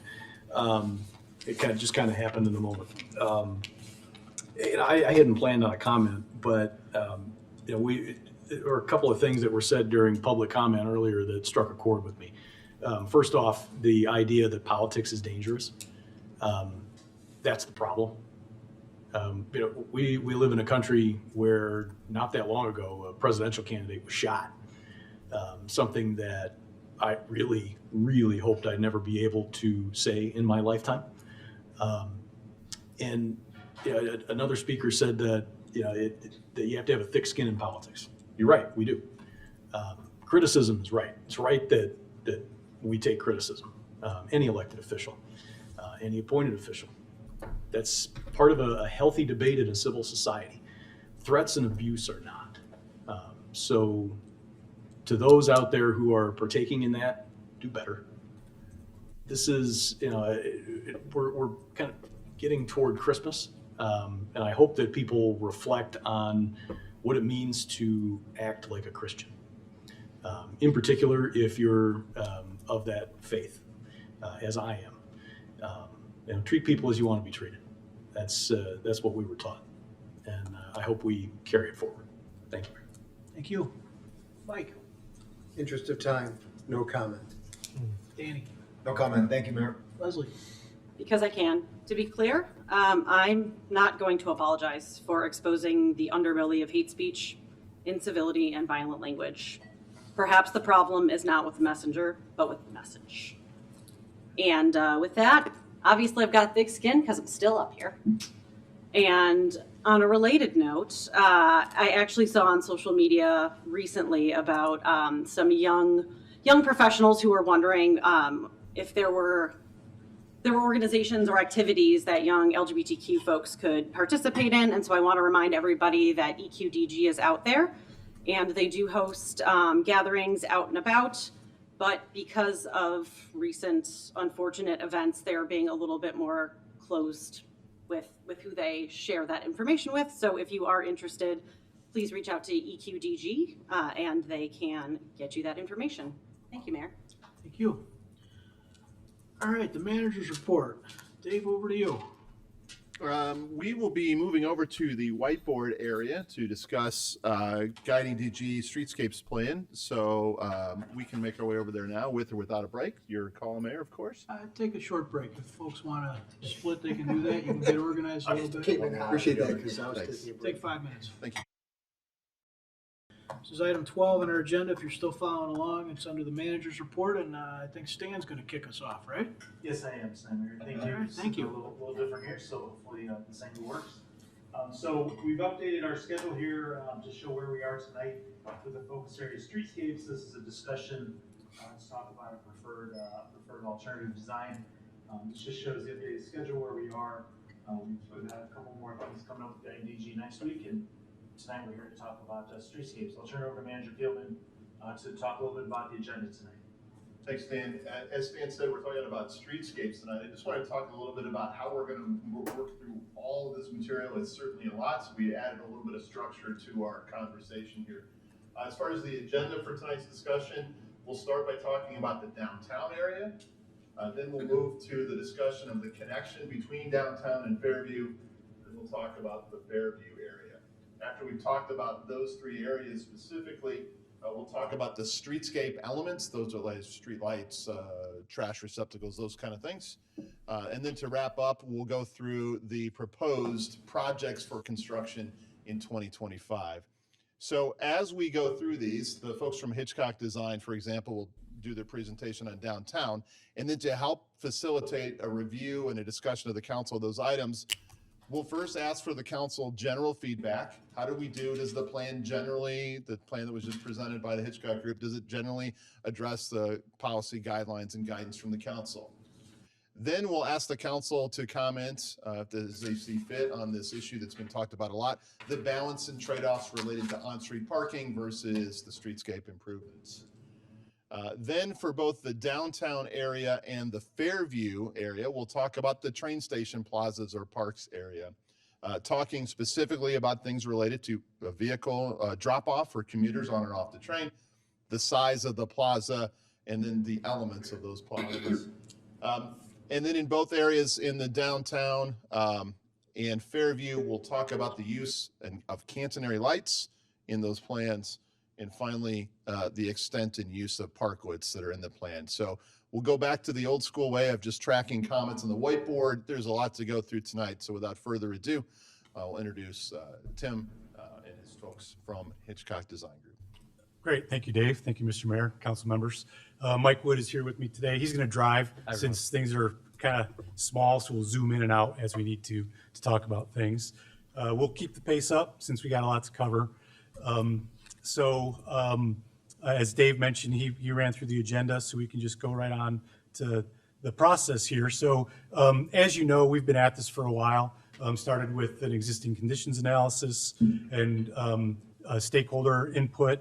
We were in front of you once before talking about different options and ideas. And so today we have some refined preferred alternatives that we want to talk through. And then moving forward from here, we'll start to summarize that, talk about implementation from there. So before we get into the specifics, just wanted to touch on 4 takeaways or guiding principles that we've extracted out of the process so far. So we're really looking at the streetscape function and character. So what are those baseline level of improvements that we know we have to do? And then what are some of the additional items, the character things that start to create a unique streetscape environment? And through the process, we've talked about the idea that we're going for a traditional yet innovative style. We'll get into that a little bit more later. And then for the different streetscape areas, where can we find maybe some expanded flexible amenity areas? So locations where we can capture underutilized space for pedestrian use, but maintaining a balance of that space between those uses. And then also flexibility for not just outdoor dining, which has been brought up multiple times, but other things, cultural amenities, more landscape, pedestrian uses. as we've gone through the process, there's been a lot of discussion, even though we're focusing on streetscape, but the actual streetscape, the public environment, is used with the limited space that's available for a lot of public events, gathering spaces and programming. And so how do we create space for those things to occur? And then finally, again, through stakeholder input and discussion, trying to really focus on the culture and public art that makes the streetscape very unique to Downers Grove. So those are the things we're focusing on as we've started to develop a lot of these ideas. So we'll get right into it. So since the last time we were in front of you, now we've not only looked at how different prototypical situations can work out given the conditions, but we've applied those to the different areas. So we have that all mapped out. This shows the whole area for downtown, the connection area, and Fairview. And then if you move on to the next one there, Mike, just as you're looking at the maps, it can be a little hard to understand exactly what you're looking at, but this is just a key to how that works. So at this point in time, we're doing all of our design work over the top of aerial photography that's pretty current. So it's relatively accurate for what's out there. And so all the grayscale is the existing conditions that are going to remain. All the things that are in color are proposed improvements, and then the legend along the side describes what all those are. We'll point those out for the key points as we go through it. And then a couple things that are important to note is the yellow circles with the number in them. That's a change in the number of on-street parking spaces from existing. And then the black circle with the white letter, that's the number of spaces that are currently being utilized for the seasonal outdoor dining, just for a way of comparison on what we're proposing and what is happening on a day-to-day basis now. It kind of goes without saying, but wherever the new improvements are shown in color, that's going to require some modification to the existing conditions in those areas to make that happen. All right, so we'll get right into it here in the downtown area. And as Dave mentioned, we'll pause at the end we'll run through this all, but then we can circle back and talk about anything from there. So when we were in front of you before, we had a number of different options for ways we could treat different streets on a prototypical basis. We've narrowed that down to two options. So type 1, which is in the blue, is basically modifying the streetscape, but not changing any on-street parking. So we've analyzed the different areas and figured out where we can maybe increase some green space or convert some striped off roadway area to an expanded bump out, things like that, in addition to just improving some of the streetscape elements in those areas. So the areas in blue, as you can see, it's the main core of Main Street is part of that area. Just due to the level of traffic there, we didn't want to impact that too heavily. And then the areas around kind of out on the perimeters. And then the yellow area, which is type 2, this area, we're still being somewhat conservative, but at the same time, we're looking at areas where maybe we can take a space or two spaces here and there to make the environment better. So increase the size of some bump outs to give us opportunity to do a little bit more there, add some crosswalks where need be, those sorts of things. And so the areas in yellow, which are kind of beyond that core area, but still within the downtown zone, is what we're focusing on there.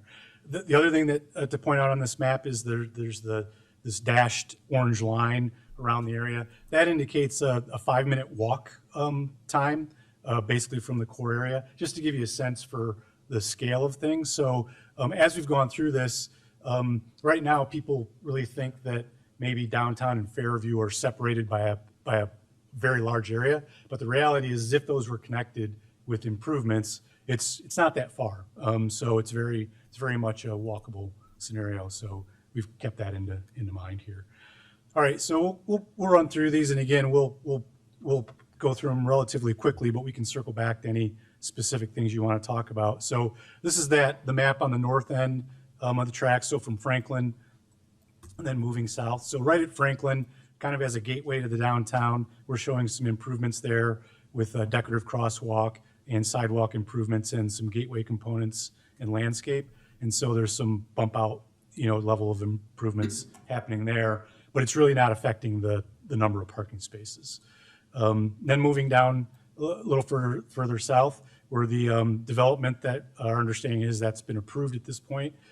So where that would occur, there'll be some streetscape improvements that are part of the development that they'll be responsible for.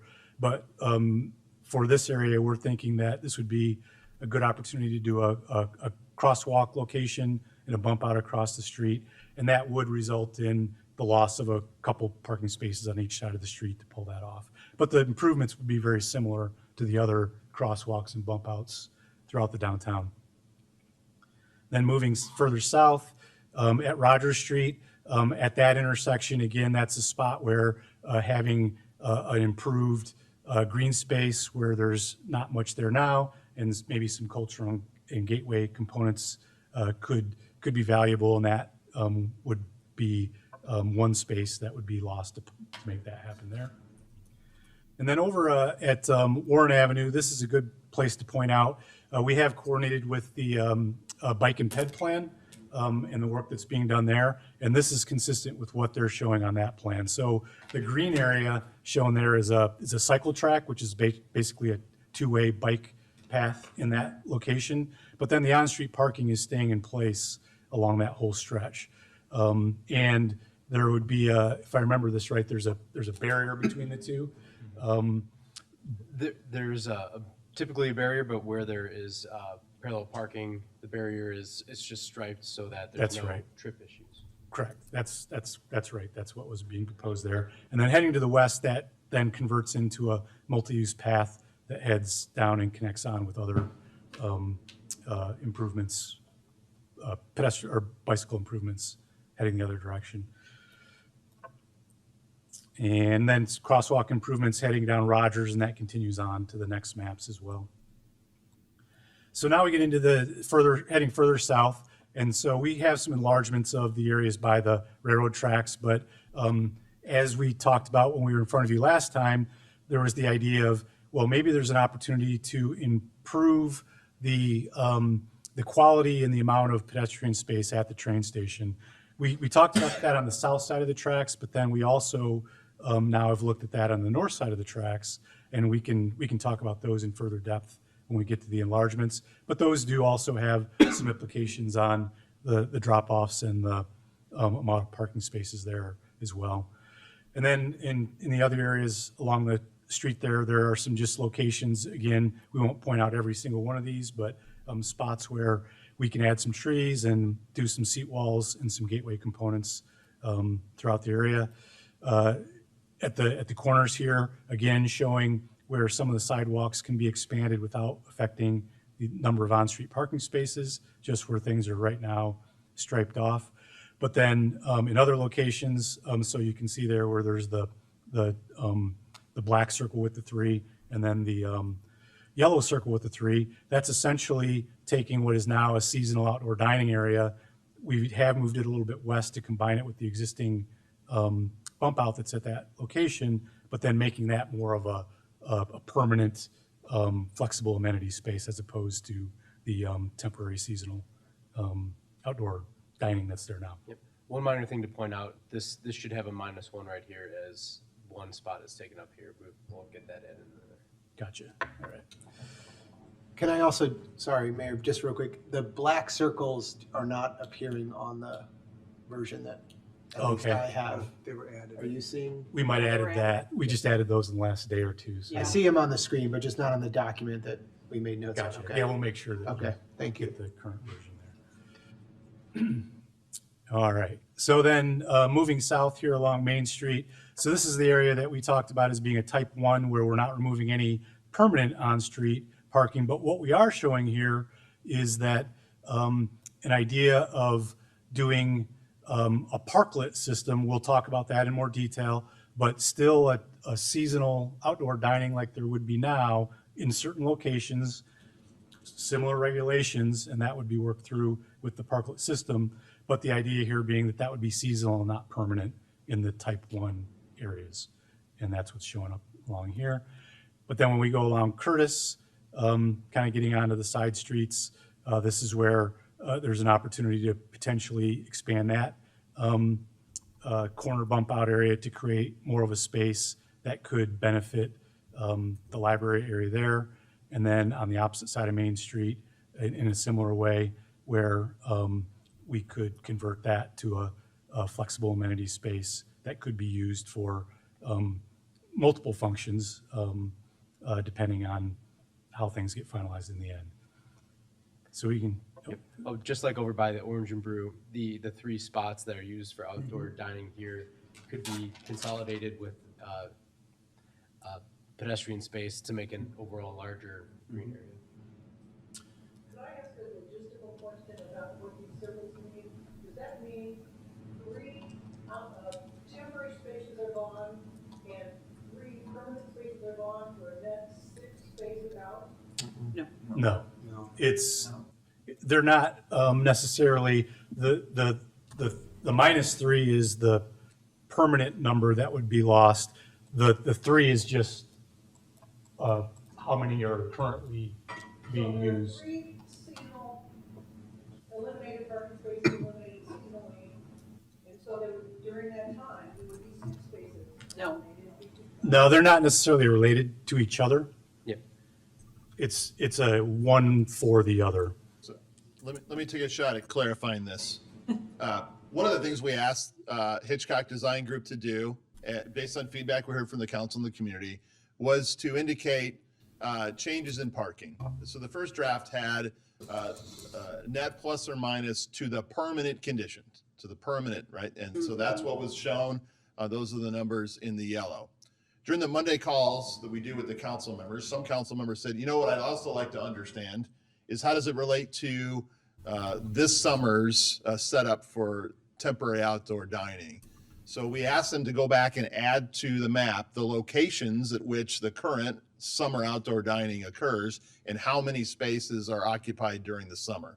That is what is indicated in the black. The yellow numbers are a comparison of the proposed streetscape plan to the permanent condition that currently exists.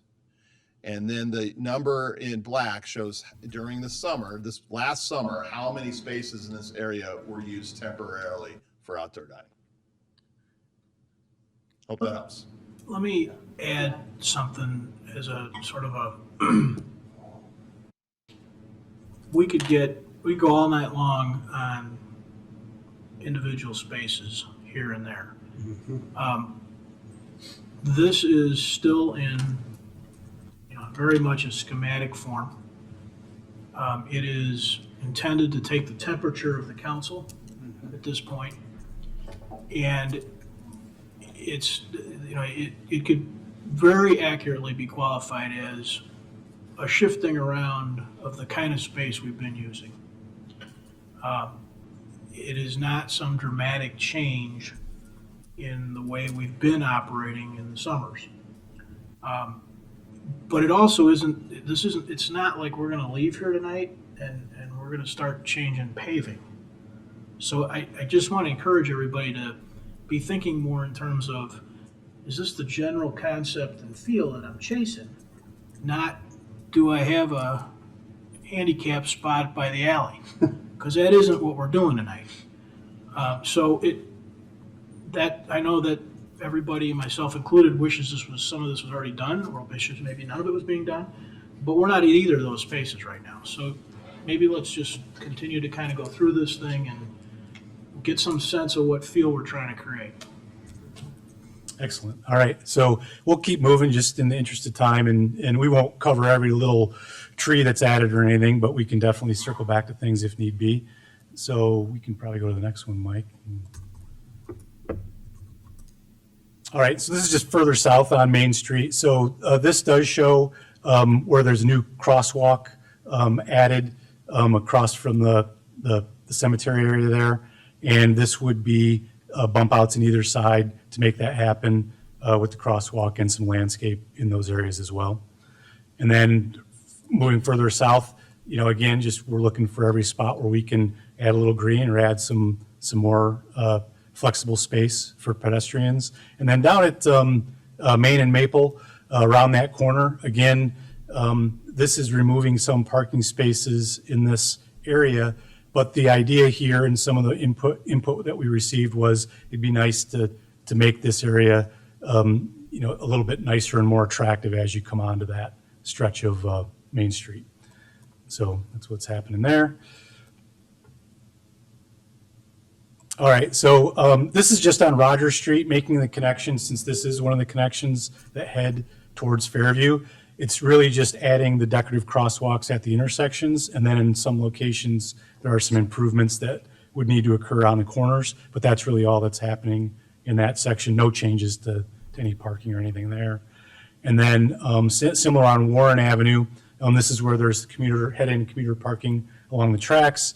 But on the north side of the that section, it's really just a cleanup, fix up to define the street better, add some street trees, some landscape along that zone. And then again, as people, if they are heading this direction towards Fairview, creating a crosswalk across Warren Avenue that connects up with the sidewalk that then takes you up Prospect to Rogers at that location.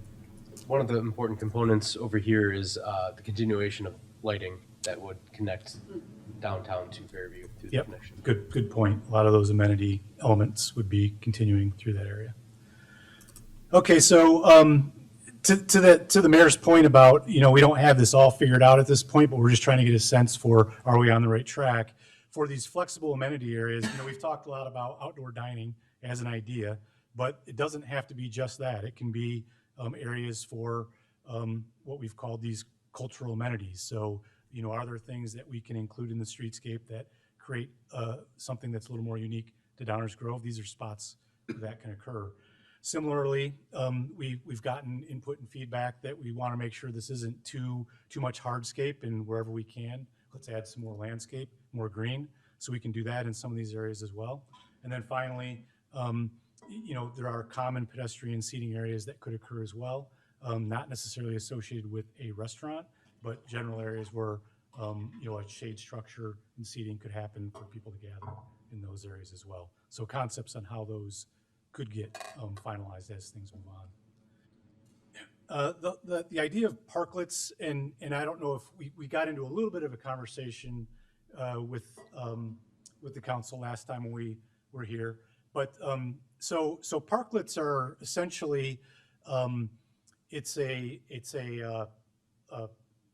I don't know if temporary is the right word, but it's a modular system that can be put in place, more or less in place of the concrete barriers and kind of makeshift things that occur now for those seasonal dining areas. There are systems out there that you can purchase that are manufactured products that are different modular pieces, and you assemble those in the area you have to create these pedestrian environments. They can be put in one space one year and then move to another space the next year. There is some effort to take them apart and store them and put them back. In conversations to date on these ideas with Public Works, they've asked that we use a system that is a product that they can purchase replacement parts for and those sorts of things, as opposed to doing something completely custom. And there are those products out there. So the idea here is that for the areas where there might be a need for a continued seasonal outdoor dining, a system like this could work in place of the concrete barriers and some of those things that there's been a little bit of negative feedback on to date. So that's the concept. And again, there's further work that would need to occur to get the configurations figured out and specific locations and all those components.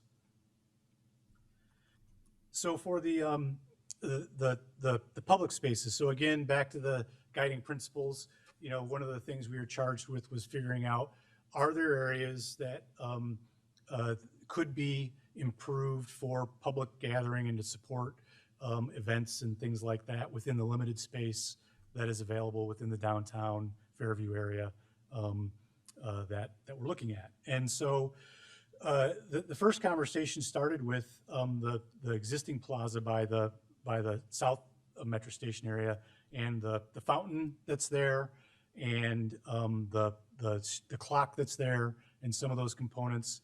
And if you remember, we showed some basic improvements. We showed some expanded areas and other thoughts last time. And the feedback was, well, maybe it's worth exploring further.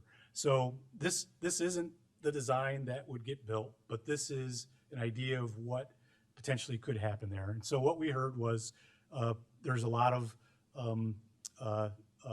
public sentiment for the fountain. So maybe the fountain stays, maybe it needs to get reconstructed or at least repaired. So we're showing the fountain staying. The clock would stay as well. We're showing the plaza space expanded around the fountain area to create more gathering space, more space available for programmed events to occur in that location. Then moving further to the east, we are showing, and we can go into this in further detail as you'd like, but I think everyone is aware that there is the drop-off in that area now that has the circular drop-off. It has some parking spaces in that area, and it takes up, that kind of that whole area where number 6 is located on the map. So the concept here is that not to get rid of drop-off and kiss and ride, but to just configure it differently off the street. So one of the things we've talked about as we've just been debating this back and forth in the office is, that how that area that's in the dark gray would function and operate. And I'll be the first to say that we have not worked through all those details to date, but the idea is that if this has merit, those ideas could be worked out. We've worked in other communities where there is kiss and ride and drop off that's off the street as opposed to a complete pull off. So it's an idea that could be explored. The number 6 area is showing a lawn area, not artificial turf. That's no longer part of the discussion. So this area has the flexibility to be a much larger and more flexible public space in this area that's right in the heart of the downtown. So that's what that represents. As we talked about that, we took that same idea to the north side and said, well, if it could work on the south, could it work on the north? So this shows a configuration where, again, taking the drop-off area, doing the same sort of configuration on the street, and then how could that space potentially be used to create more pedestrian space. So we're showing some shelters here, plaza space, again, trying to make sure we're not making this all hardscape and we're making it plenty green with plenty of trees. And this shows how that could work. Another thing that we can talk about further if you'd like, but we're showing some expanded bike shelters that could have solar panels incorporated. Another thing that we've talked about, again, coordinating with the sustainability group, is throughout the streetscape in the downtown, if this is meant to be a 20-year plan or even 20-plus year plan, what are we going to be looking at in the public environment related to sustainability down the road? EV stations, solar, smart technologies. So those things would be incorporated, or thinking about how those could be incorporated as things move forward. All right, that's it. So that's the downtown area. So we can pause there and we can go back and forth to any area you might want to talk about. So thanks, Tim and Mike, for the presentation on the downtown. We'll work through these areas to help get council feedback and direction. Several weeks ago, the council gave us general direction about type 1 and type 2 streets. I thought I'd start there with an open-ended question, sort of, how do we do? Did the design team, the consultants capture the general direction that you provided to us a couple weeks ago? Go ahead and jump in. I'll start. This is still schematic and conceptual, but there's a lot in my mind here to like. And I also think we're going to get to a point where if we continue down some sort of direction along these lines, it becomes a little bit like Village Hall. Okay, I think it's a lot of good steps in what I think is the right direction.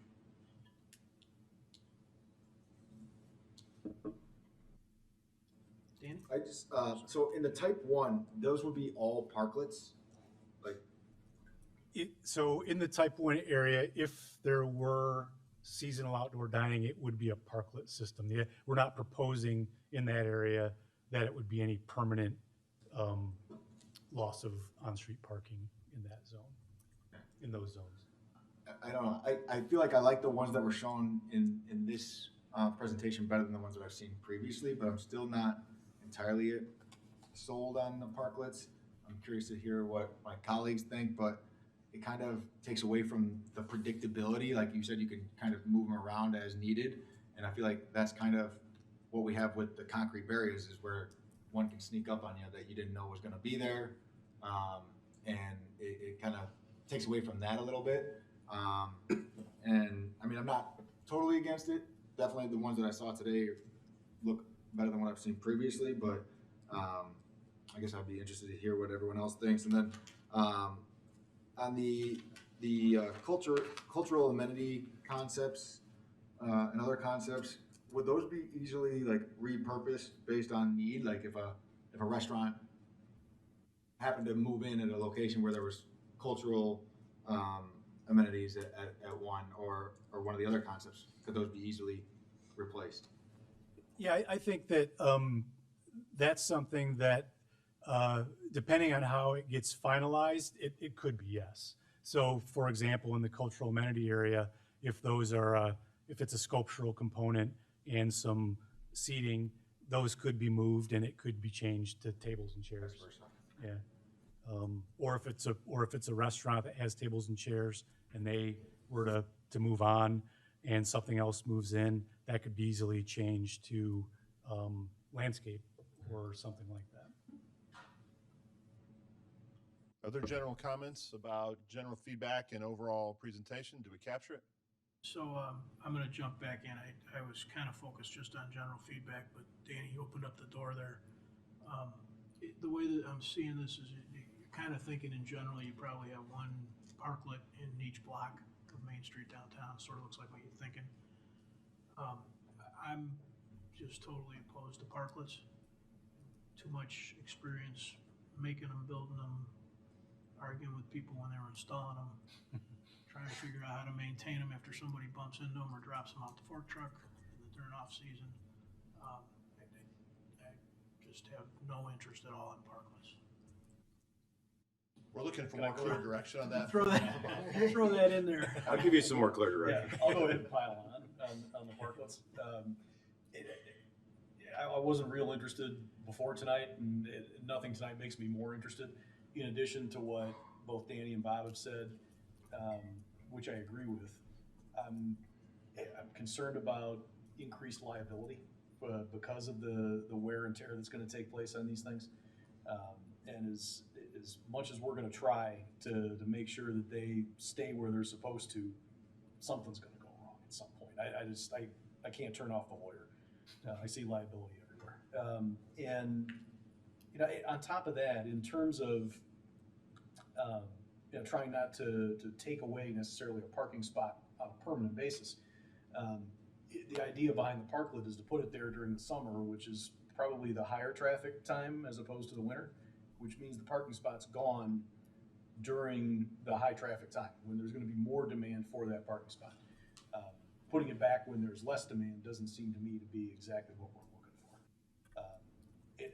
And from the beginning, I've been a fan of more permanent space as opposed to a temporary space for many, many reasons that I won't repeat, but put me down against the park.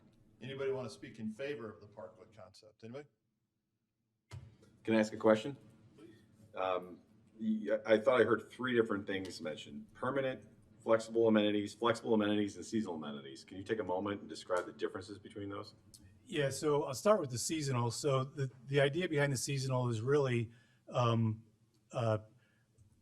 what has come out of the idea of the outdoor dining being happening only in the summer months, and in the winter they're taken down. So that's what we've been referred to as seasonal dining. So that's kind of how that is defined.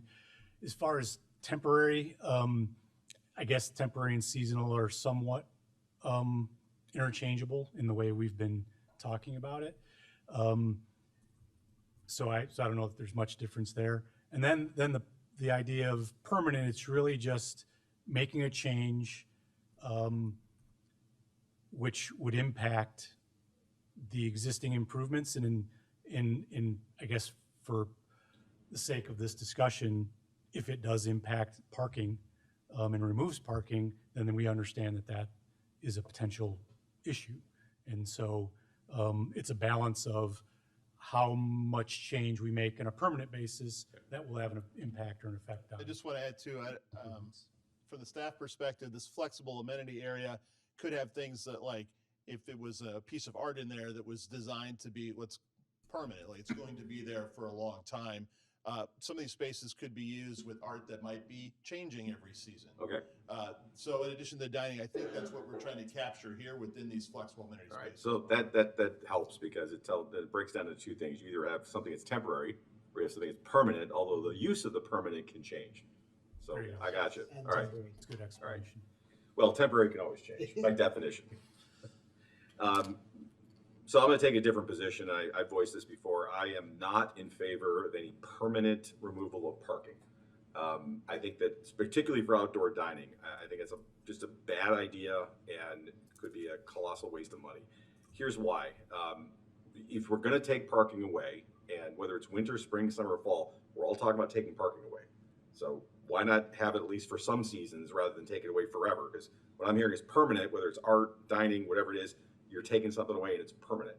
So I have a concern with that because I want to maintain flexibility. I liked hearing flexible. That's why I was confused by permanent flexible amenities, but now I understand the distinction. We don't have enough options in the downtown the way it is right now, just because of our geography and our space issues. This isn't Europe. So I think we need to maintain as modular and as flexible approach to this as possible. And maybe there's better parklets, but I'd rather work with the council and the staff to address some of the issues that have been raised about what I don't like about parklets. And maybe it's not a parklet, maybe it's something else. But my concern is if we are going to be permanently taking away parking, that's gone all year round.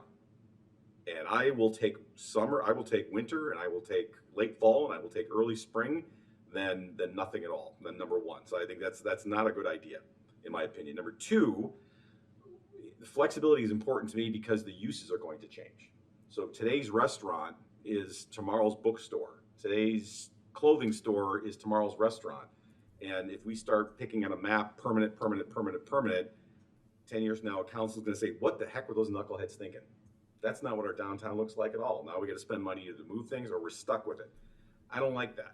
I don't like having that being locked in. I don't like locking in future councils or even dictating where certain uses are in the downtown that we can't even fathom right now because we're going to lock in certain permanent things.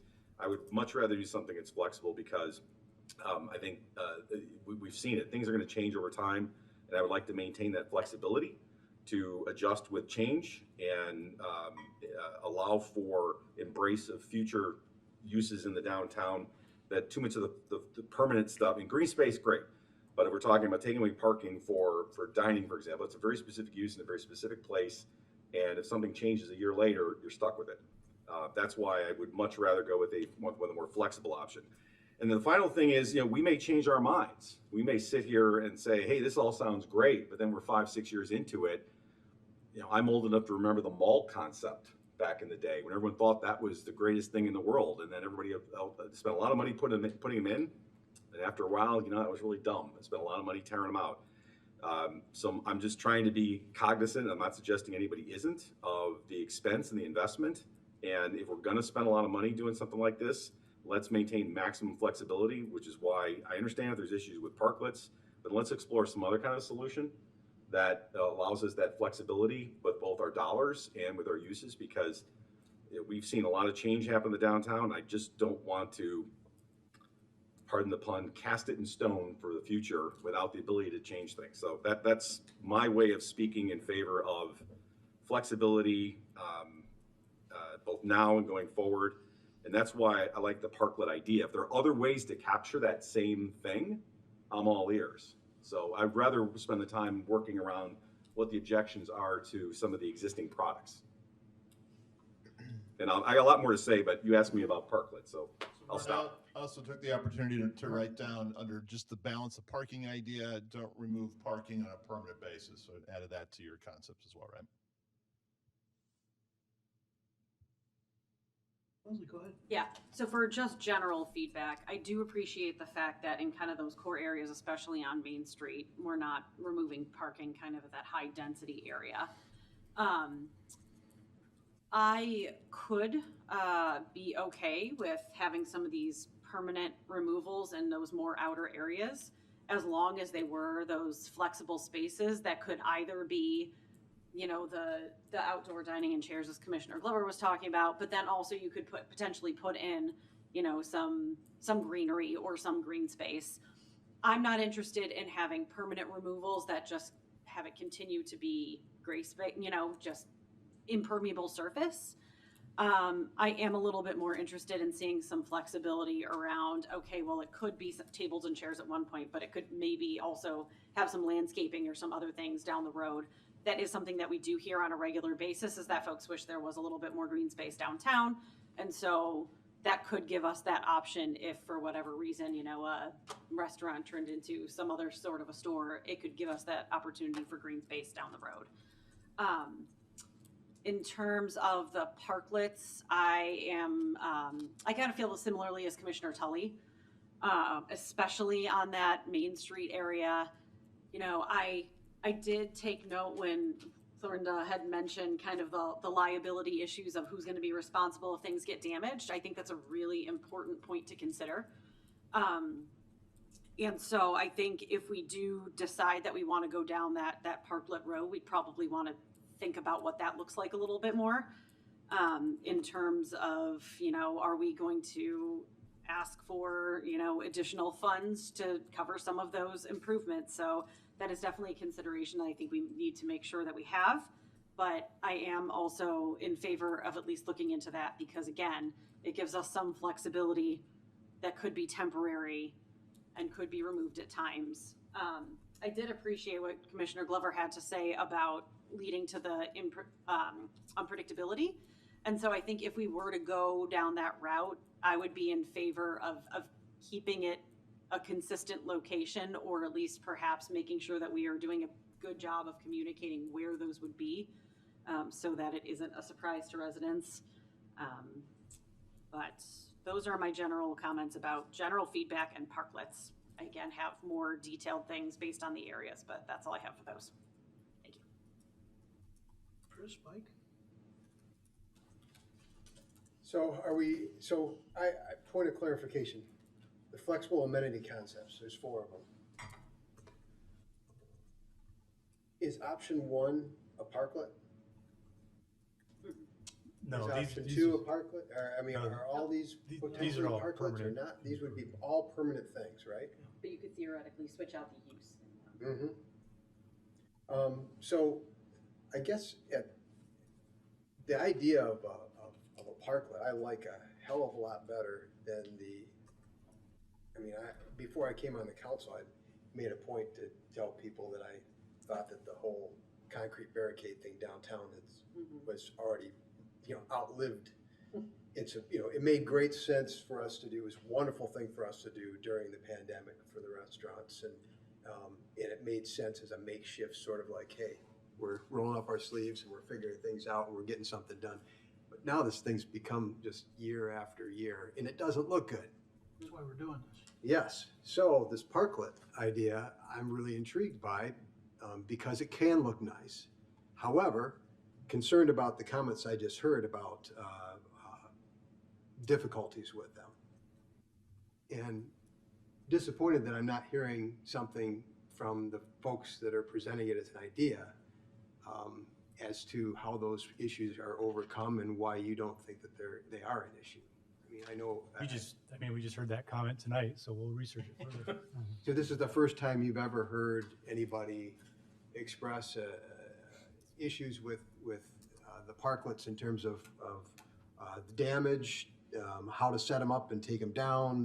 What else did you say? How deep you want to go?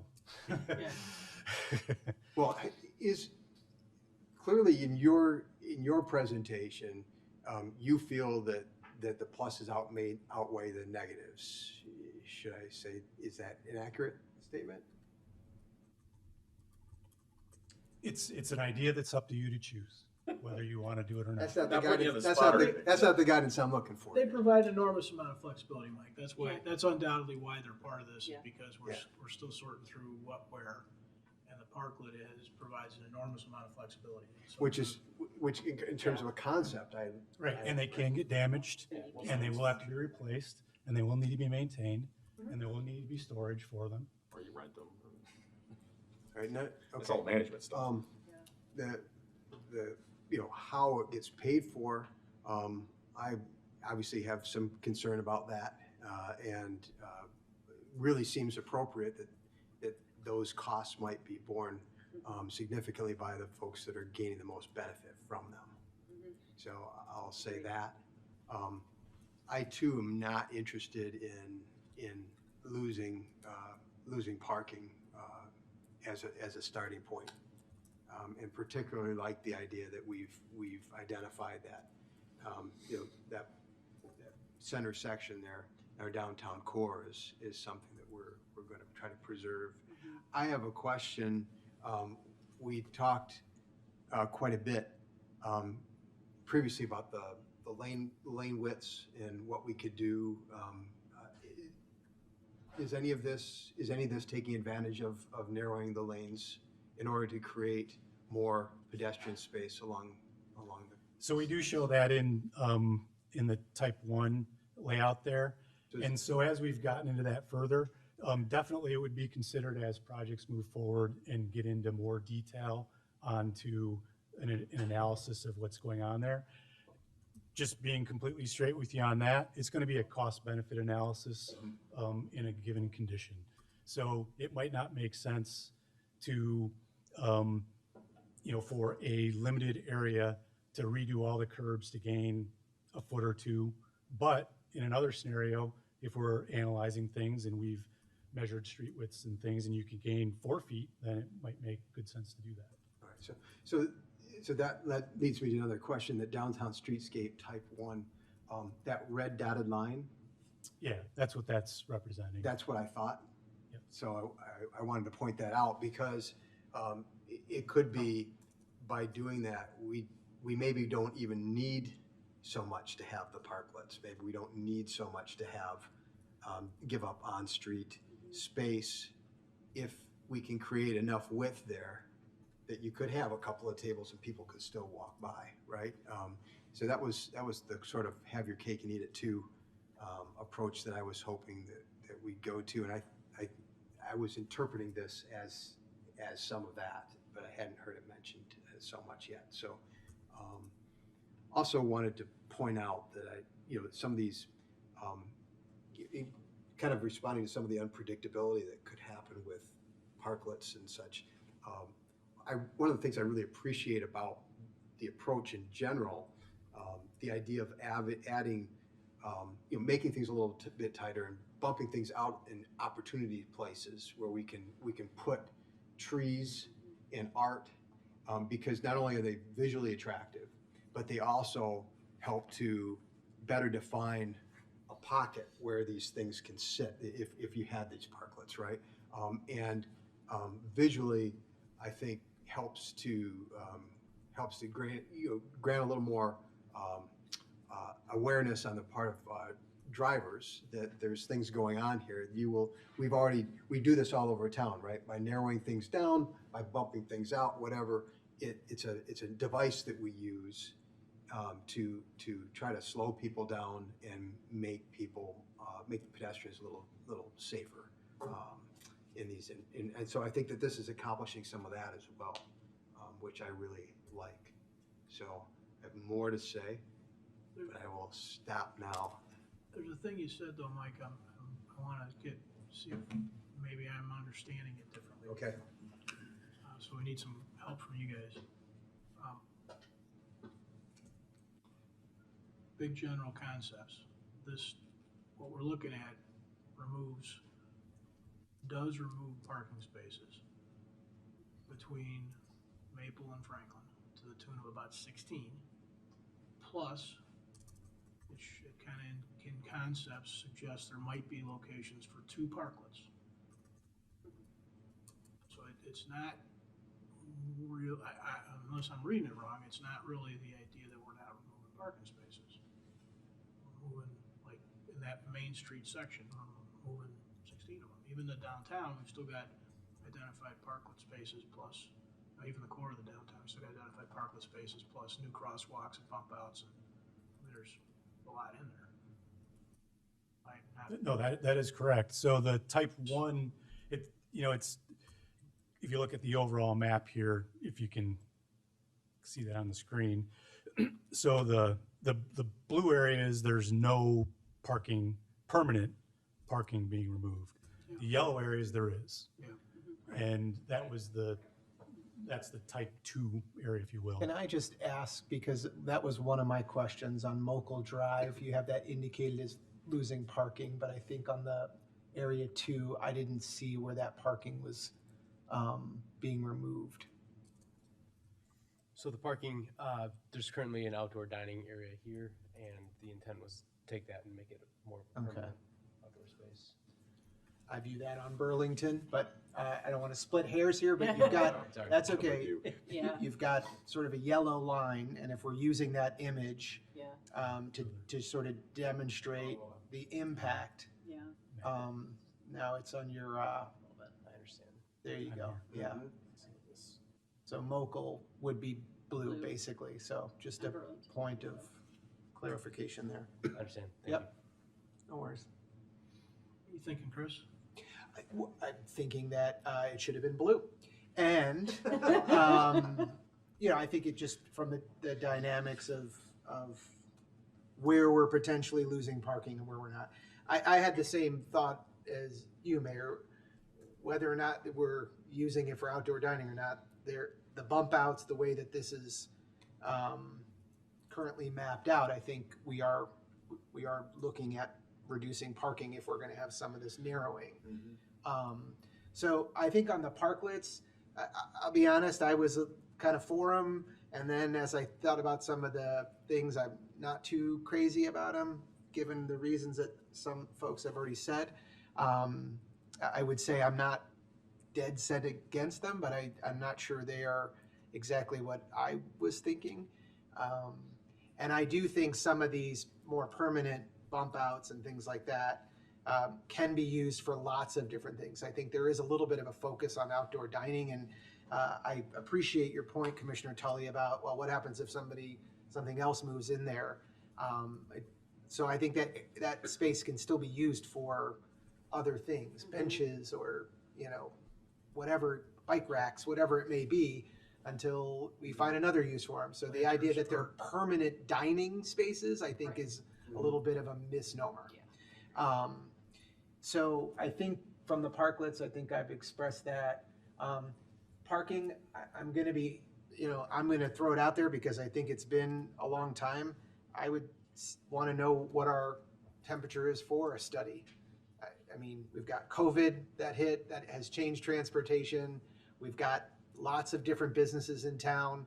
And the last one was done in 2019. I think the point's been made, and I tend to agree with it. We're talking about removing parking spaces. We should have an understanding of what that means. Sounds like a high priority action item. Could be. I think we're all full in that department, though, Martin. I'm talking next year. Oh, next time. Okay. Sure. So I think those were kind of the two that we were talking about. I have some questions, just point of clarification. I'm just going to go through them now, just so that we get them out there. I talked about Mokel. In Area 1, in front of the future development, on my version, when I zoom in, is the striped area a loading zone? Is that what that is intended to indicate, or a parklet? That is a loading zone. Loading zone, okay. That's helpful to know. And then on the north side of the tracks in the sort of the new area, what do those thin blue lines represent? So, no, I know those are seat walls. What are the blue lines around the green areas? Are those just indicating, are you demarcating just areas? So on the east and west sides, Yep. those are existing turf areas with shade trees. And Okay. with this current graphic standard, that was our representation, but I think we could make that clearer in the future. I mean, there's nothing being added there, that's just pulling out those turf areas, and then I assume just the, I don't know what the outer blue lines are, maybe curb? Yeah. Okay. This is the existing curb and then how it's modified. To Got it, okay, that's helpful, thank you. To your point, Commissioner, the proposed knee walls, seat walls are also shown in blue, that, right? That's also correct. Yeah, yeah, I caught that now, they're sort of blue with some white space in between, I just wasn't clear on the other one.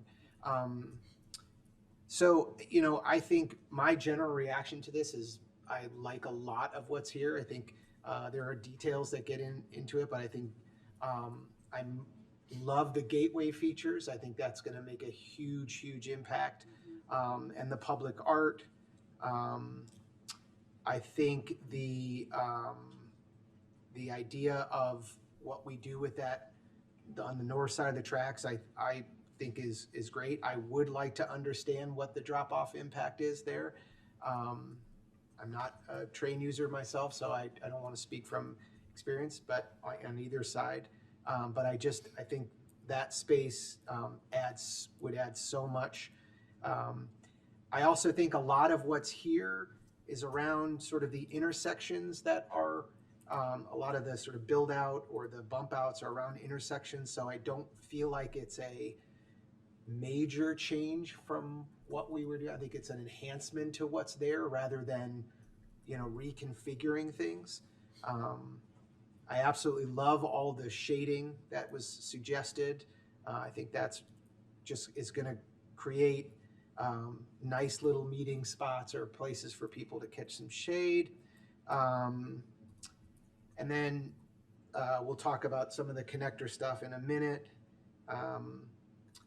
And the only other thing I had was there wasn't a lot of lighting in these downtown areas, and I know we've got some existing stuff there. Could we take that cue, and it's one of the only areas you didn't highlight in the overview? Very thorough overview, we appreciate it, but could you go over the proposed or conceptual use of catenary lights in the downtown? Sure, sure. So again, it came up in the conversations about accent type lighting and these catenary lights that you see in certain areas. So in a lot of these bump out locations, and where there are, maybe go to one, Mike, where there's one of the crosswalks. I guess that's an existing crosswalk. So those magenta rectangles are shade structures, and the idea is that those could have that catenary lighting in those components. So at these nodes or at these corner areas, you can incorporate that type of lighting and create more of an accent. And that's kind of throughout the downtown area. Do we have any lights that would go across any streets or anything? You know, we haven't really talked about that. I think that is a possibility, but that's something we'd have to just pay real close attention to with public works and clearances and that sort of thing. We've done that on alleyways on other projects quite a bit. Across the main street, it gets to be a little more involved, but it can be done. So I would just say, since we're on the topic, I love the lighting ideas. I would expand that beyond just catenary. I think how some of these new trees and these areas are lit in more accent ways, I think goes a long way, not least of which are gateway signs, but I've maybe expressed that a couple times. So I feel like the lighting's gonna be applied. The only other thing that I didn't see was any sort of music. Right. So that's a good point. So that came up back when we did the initial kickoff discussion. Sure. And it came up a couple times. Really hasn't been talked about since then, but that is something that is, you see it fairly regularly where speaker systems can be put into a streetscape environment. So I just want to throw that out there as a note that could possibly add to this. But the whole idea is creating that feeling of what Downers Grove feels like. And I think that's, especially obviously this downtown area. So all of those elements come into that. Wi-Fi was mentioned. I'm all for that. I have no idea what that takes, but I think that's another, especially as we are creating more and more meeting areas, seating areas. Right, and again, that's thinking of the future and where we're gonna be 10, exactly. 15, 20 years down the road. Love it, love it. If I could we build on that quick discussion that Chris introduced on use of lights here? I know that came up in some of the Monday calls. Any thoughts on yes or no to the concepts that were just explained? Start at an end and go. Sure, everybody should weigh in on it. I love the lighting concepts that are being proposed and for all the reasons that Commissioner Gilmartin put forth. And as well, from a safety standpoint, especially when we're doing more lighting around those crosswalks, that sort of thing, it can only be a benefit from a safety standpoint, but aesthetically, it's definitely a big piece of this. And I like what's being proposed. The idea of the lights crossing the street, I don't know so much, but anyhow, that's it. Yeah, I have to agree with Commissioner Davenport. I like the lights and drawing attention to where the crosswalks are, but not going over the street. I'm not a fan of that. But definitely like the lights, and I like the idea of the music too. I agree with all my colleagues there. So, as long as, we can try and kind of maintain that dark sky idea as much as possible, but obviously safety of the crosswalks is going to be pretty critical. So, ditto. I'd be interested in seeing concepts on, lighting over streets. I'm not gonna sign up for it necessarily, but I'd be interested to see it, like everything else that's been said. And I've got more to say, but I can do it. I didn't want to just dump on parklets. I've got more to say. Right. Yeah. We can finish the light discussion first. We never got past parklets. Yeah. I know. Martin? Let me just, if I can, since we're going this way, I would just add. You already talked about it. You're done. That the idea of over alleys was brought up, and I think the Ballydoyle alley would be a perfect candidate. That would, yeah. That could, not over streets, but yes, over an alley, I could see. Aren't you glad that that's what I thought, Mayor. No. Cut you off. Lights are good. I recall once upon a time we tried to study the lights over the street thing, and there's a lot of other logistical issues with it, but there's lots of examples of it. I mean, Lodell and Denver, you can go on and on. There's lots of communities that have, but I like the alley concept. Yeah. Probably more feasible. I agree with what everybody has said up here, and I'd add that part of why I think, at least for me, why I think I agree with that and why some of the other comments is I'm trying to, in my mind, what I'm hoping for is a place to be as opposed to a place to go to. You know what I mean? I don't know if that's sort of a concept, and Yes. that is sort of at the backside of all of my comments. I mean, it's the same thing about parklets and flexible space and bump outs versus non and new crosswalks. Hardscape and landscape that's intentional can create a place to be as opposed to just a place to go to. And that's a part of what's very much in my mind on this whole thing. Just to keep the conversation going, hit on some big points. Balance of parking has been a big part of this. We've heard a couple of council members say, not interested in removing parking on a permanent basis, don't necessarily like it. We had one council member said, throw out a study. Just to summarize, I think what's going on with this concept plan is there's somewhere around 30-ish, 32-ish parking spaces that currently exist that would be permanently removed if this concept plan moves forward. How does that relate to our seasonal displacement of parking? The last couple summers, it's been around 26, 27 spaces occupied with outdoor dining during the summer. So if there's any other council members who want to give us general direction on the balance and trade-off, we're all ears. I think we cut Greg a little bit short early on. Yeah. No, I just jumped in at a particular point and then just kind of let the conversation go. It's fine. Overall, I like a lot of what I'm seeing here. I mean, I think I made myself clear of parklets, but I like the idea of the permanent flexible space. So I'm less concerned about whether it's outdoor dining or something else right now, because I think we're talking about things like additional green space. We're talking about ways to incorporate public art. We're talking about all of these different things that these spaces can all be used for. For 5 years, it might be a table and chairs. For the next 5 years, it might be art. For the next 5 years, it might be nothing but green space and a tree. They have inherent flexibility in them, and that's very attractive to me. Well, the only thing I'll say about that, just real quick, is I want to be clear, I'm not limiting my flexibility comments to outdoor dining. It's it's even the art space or whatever you want to use for the ability to choose where it goes and move that around, and that's what I'm talking about. And not eliminating parking on a permanent basis because you might change your mind, or maybe you don't want the art here, or the restaurant now closes, but the space is over here, but they can't have it because now they're down here. I like the idea of being able to move things around on the board. Not just us, but future councils. That's what I'm really getting at. So it's not just outdoor dining. It's pretty much anything. I mean, yes, we should beautify and put in green space where it's not removing parking permanently. And I think there's lots of suggestions to do just that. ACEs, like the lighting.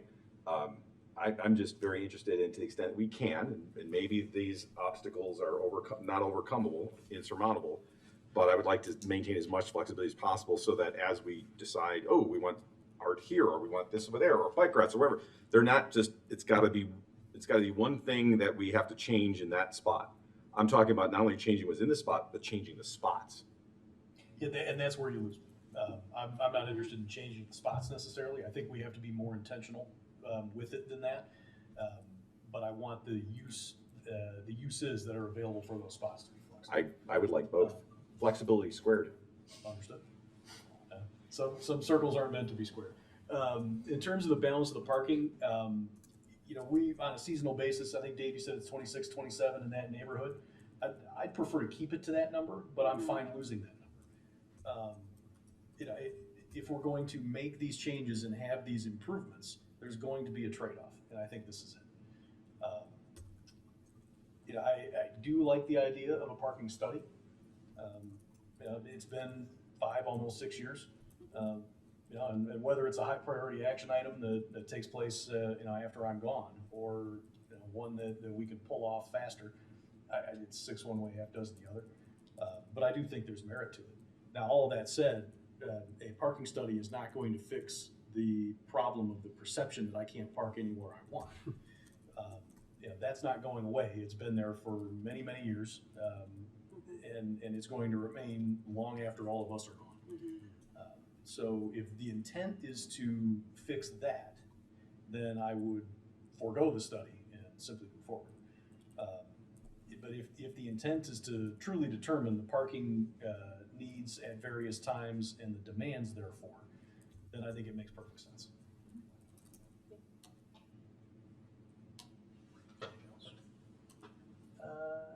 I think I touched on this. We haven't gotten to the train station. No, we've got the train station yet. I have something, but go ahead, Leslie. Yeah, I feel similarly to Commissioner Jose with regard to the parking study. I'm interested in looking at it just because we have had quite a shift in how we all do business. But making sure that we set the expectation that it's not going to be, the spaces right in front of where you want may not be available at that time, but realistically it'll be within, just like you have the radius of a 5-minute walk, it could be within the 5-minute walk. Is this the time when I can kind of go through some specific spots of parking that I would have just a couple concerns with? Okay. Area 1, where there's the future development, because we don't know what that's going to look like yet, or even what tenant might be on that first floor, I'm uncomfortable committing to any loss of parking there. I think that area is already going to be a concern, knowing that, when it came to our desks before, there was a consideration that there could be a restaurant there, and obviously there's no parking included for that. So until we have a better understanding of what that development is going to look like, I'm a little uncomfortable making any real changes at that spot. I am also, do you want me to talk about parking at train station now, or when we talk about train station? Okay, I'll stick to just the parking part of the train station. I am a regular, commuter, and obviously I'm not getting dropped off because one of our huge benefits, in addition to like the whopping $5,000 a year we get, is also we can park. We have a village pass, but I am also sensitive to all my fellow commuters who do not have that benefit. And so I am a little bit uncomfortable with having the straight drop off. I think having a little bit more of a protected drop off for the train station is a benefit. Being close to public transit here is a huge amenity. And while it is nice to have additional green space, right, when you think about sustainability initiatives, there is also a benefit to remaining a community that really values public transit because, you know, when you think about fossil fuel reduction, taking public transit is going to probably give us a better bang for our buck than, you know, a little bit extra green space. So I would prefer to keep the drop-off spots there if possible. And then the other spot there on Area 2, which was part of the, you know, Type 1, Type 2. I know we talked a lot about Curtis Street, and that's one area that we hear a lot about from residents, especially with regard to, like we were hearing earlier with, you know, trucks or semis and doing drop-offs. That's already a pretty tough spot, even with just the temporary setup. I'm not quite as interested because Curtis to me still feels like that real core of downtown. That area, that core is tough for me, as is any spot by the library. And for me, those are just strategic locations that tend to get a little bit more buildup than some of the other areas that are proposed. So that kind of that lower area, the -2 there at Forest and Curtis, and then the spots on Curtis. That's one area because it is a little bit more core that I'd prefer not to. If we could make that area a little bit more flexible, if the parklet idea does work out, that would be some area where maybe we could consider that. But to me, that's just too core of a spot to remove any parking. I think the other thing to keep in mind, and this may be if we do a parking study, is there is some consideration with some of these areas and proximity to parking lots as well. So that's why in some of those outer areas, so for example, you talked about Maple and Main, there are some lots that are not too far from there. You know, we can use the Dooley lot at certain times. There's a parking garage. There is a business across the street that has its own parking lot. So those are some areas where I feel like I could be comfortable removing some of that permanent parking. But some of those core areas, I'm just a little bit more hesitant. So if we're talking about, like Commissioner Jose said, trying to keep it maybe to that 26, 27, those would be the areas that I would be interested in reconsidering. I'm kind of along the same lines where I think I'd like to keep it no more than really what we have here now. I think that's it for parking. Mayor, do you mind if I jump back in real quick? Yeah, go ahead. If I recall correctly, I'm going in the Wayback Machine here. On the last parking study, one of the things we talked about was trying to improve wayfinding for the various parking lots that we have and the other available parking. To what extent have we been successful with that? And to what extent can we improve that? We really didn't,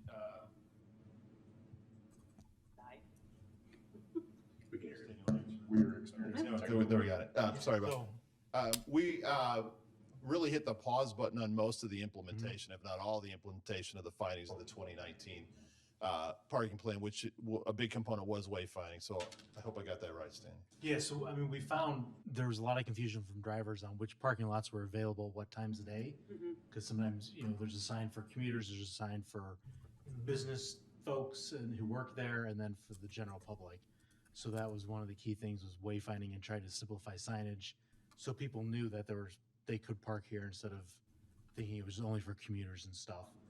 And then that site did find there was parking available, but it wasn't necessarily right in the area. Right there, it might be on sort of further the outskirts. I know right across the street, this area is pretty empty a lot of times too. So that was one of the things too, is where it was finding available parking might not be right in the core area. Mike, are you talking about parking, Mike? Yeah,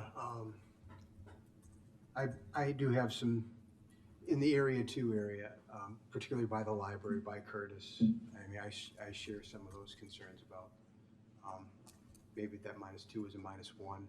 You know, that's that. So some concern there.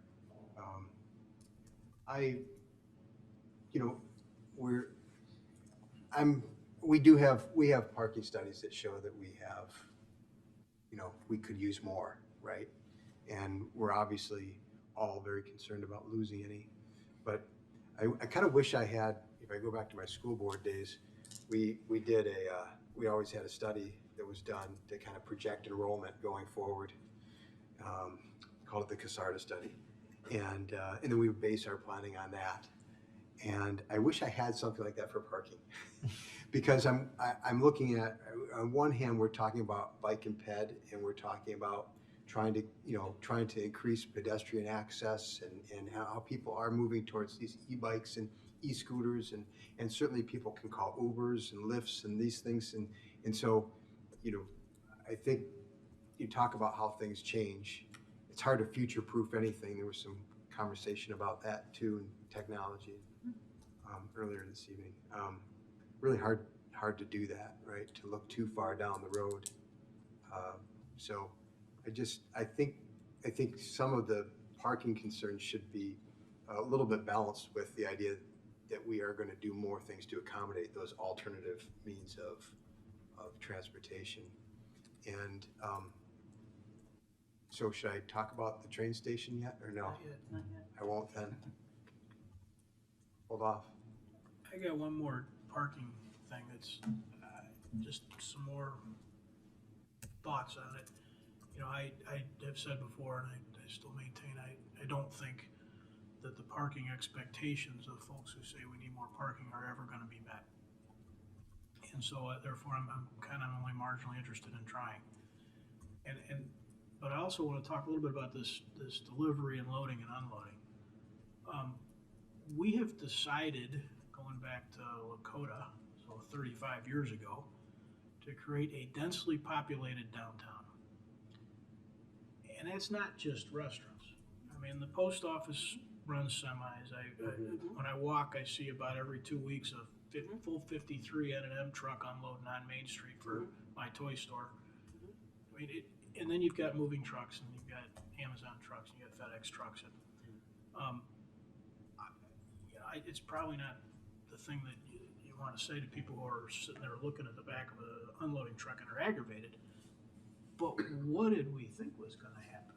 This is exactly what we should be expecting. And there's no, if you eliminated all of the parking, on-street parking that's been removed today, and you eliminated all the bump outs that have been there since we redid the downtown, and you eliminated all the striping for corners, visions, there still are going to be full parking spaces and trucks double parked unloading. That's just something that it doesn't, I guess what I'm saying is the idea of delivery trucks does not drive me at all on this. And if it's one space instead of two, okay. The concept is, do we think that corner warrants a little more broadening to become more of a space? Yeah. I don't care if it's 1 or 2 or 3 or 7. And so that's, I guess it's, I may be alone in some of that, but it's certainly the way I view it. My use of the downtown is almost always short. In other words, I'm either walking or I'm driving in to drop something. And so, the parking's, it's a pain in the neck. When I want to go drop something at the shoe repair place and I got to park on the street in Forest, I'm aggravated. But man, that's way better than having everything so empty that I can just drive right up in front and drive away again. I drop my dry cleaning on Main Street. It is very common for me to park in the parking lot behind, basically behind the bank, behind the cellar door. I almost never can actually pull up into those 15-minute spaces on Main. But I can't imagine anybody's really expecting to. So, I don't know. I see that through a totally different lens, I guess, than many. But it's certainly going to affect my decision-making as we're working in this process, so I want everybody to understand it and know it. Any other parking specific? Yeah, I agree with a lot of what you just said, Mayor, and I saw some kind of nodding heads here, So also want to point out earlier, it was showing that 5-minute walking radius. And when you think in terms of that 5-minute circle there, I mean, you could park out of the downtown area and still be within 5 minutes of the main intersection. So I think that's something that gets overlooked quite a bit as well. And I was glad to see that on this diagram. It's just a reminder to us, right, that things really aren't so far apart. It was brought up in the context of Fairview and Main in downtown, but just thinking about downtown, there are places that you can park and be 5 minutes away, and that's not too much of a lift for many people. For some people, it is. So, thank you, Mayor. If I could interject, I'm sorry, Mayor. Yeah, go ahead. But Tim and his team have shown the 5-minute circle here at this location.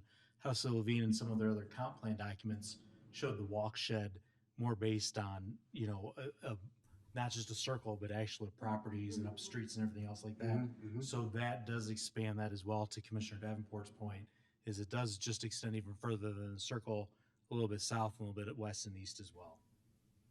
Thank you. Chris?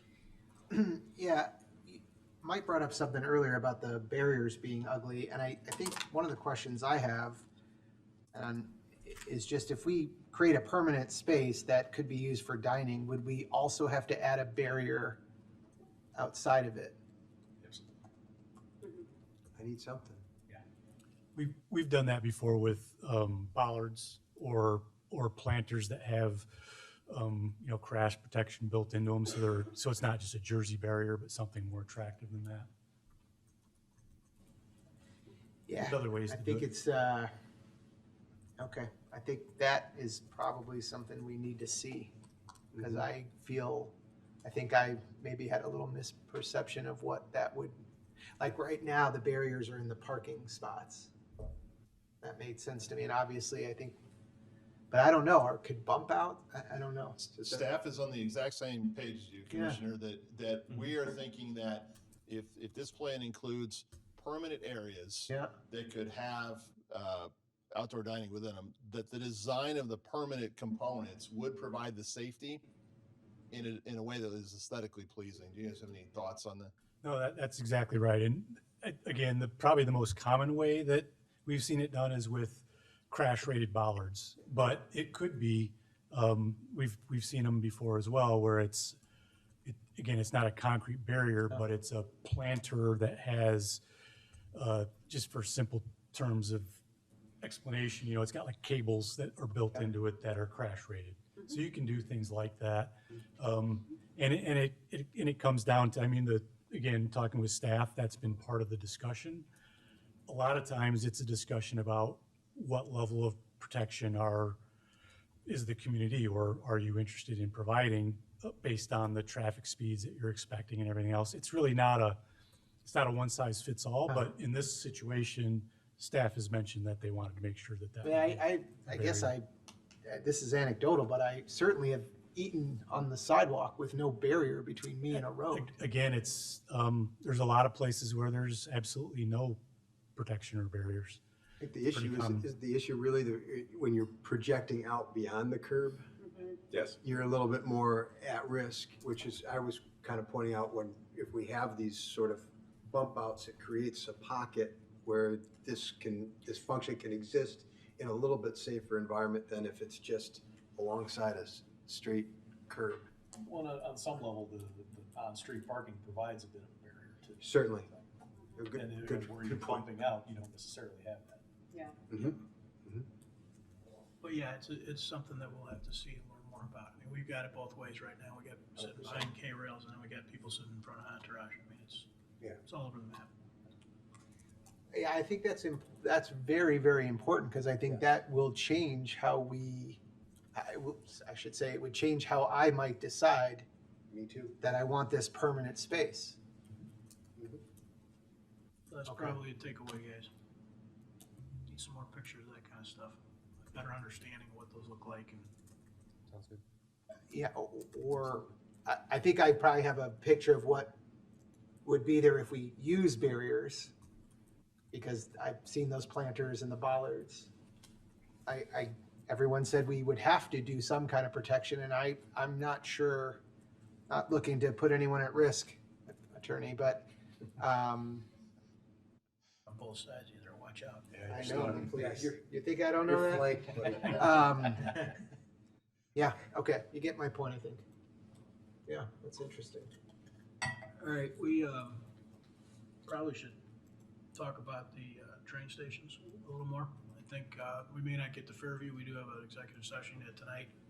So we may have to continue this in terms of beyond downtown, but I think it's worth trying to talk about the train stations a little bit. So to start us off, we had a commissioner say that the protected drop-off lanes are an important element. Anybody else think the same way on that?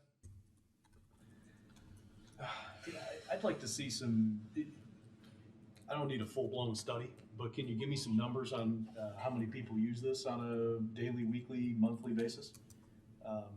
Because I like that concept. I'd like to try to understand better what the impact is of implementing it. Because if I can make it work, I'd like to make it work. So, I mean, so as I walked in here, in terms of this concept, yes, and I don't mind losing the protected off street, whatever.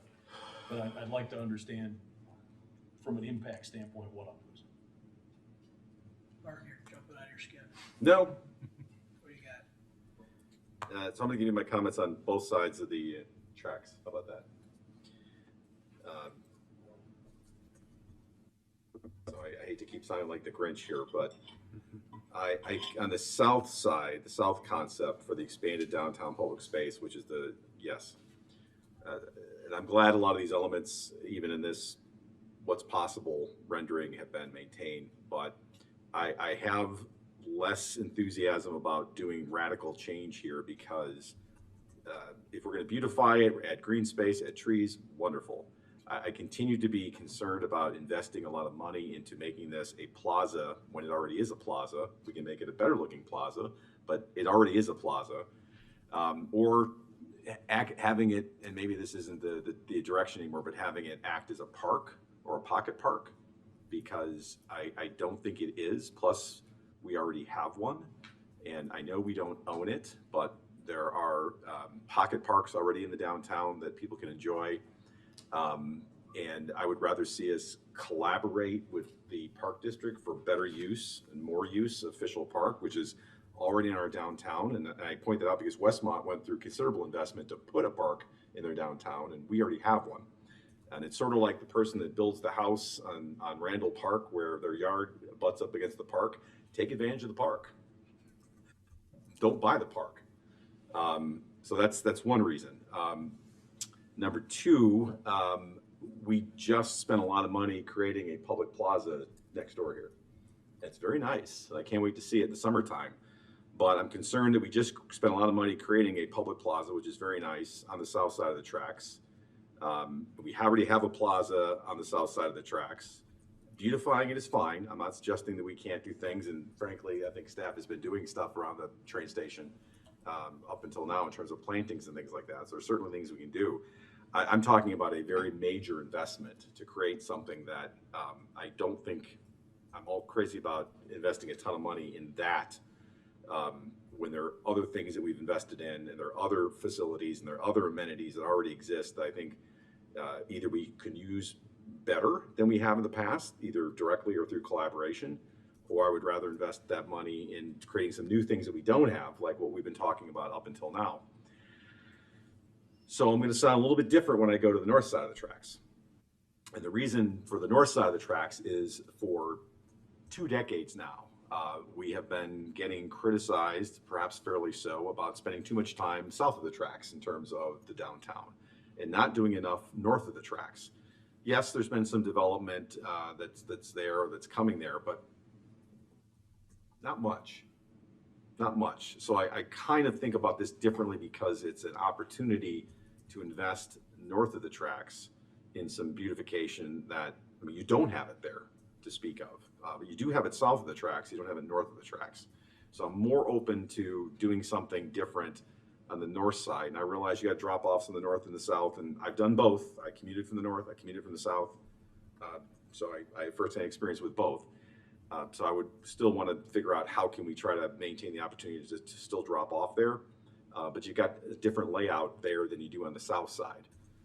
You just do.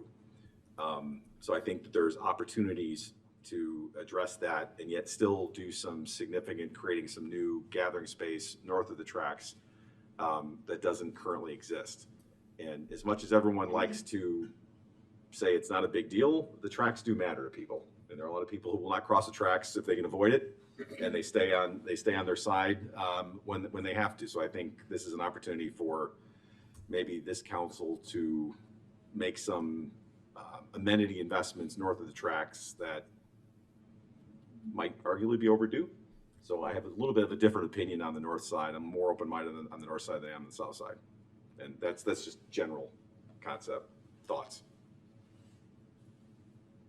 Anyone else? Leslie, go ahead. Yeah, I was generally not as in favor of the event lawn and kind of performance pavilion. I'm still kind of not quite as excited about that, I think, as some of my colleagues. If we make these improvements, I personally would be a little bit more interested in maybe some smaller green spaces that are kind of mixed throughout, whether it be, you know, we've got a shelter right there. It could be a rain garden that could help with stormwater, right? It could be a way to showcase some of those things that we do throughout the village that we don't often have the opportunity to showcase without it being just a giant shelter and performance lawn. So I'd be a little bit more interested in potentially looking at some of those more natural opportunities rather than just a big lawn. I think we have enough space as you kind of look throughout the rest of the area that I feel like once we get to 6, the turf grass event lawn, I don't know that I want to spend that much time and resources investing in an event lawn that we don't know will be used, again, knowing that Fischel Park is nearby.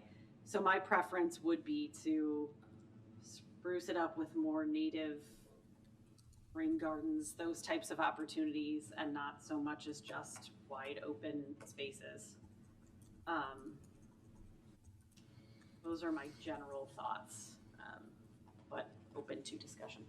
Thank you. Danny, go ahead.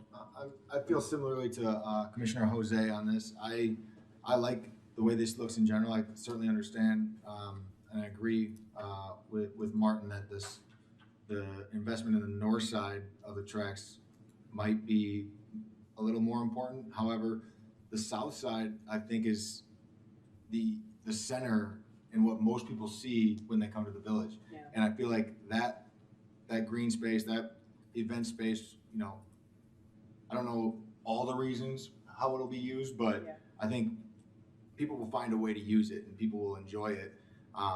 And it is kind of like the gateway. I know it's not the gateway into town, but it's what a lot of people are going to see and associate Downers Grove with. And just being at the center and kind of connecting everything, I think is important to do something really not over the top, but really exciting here.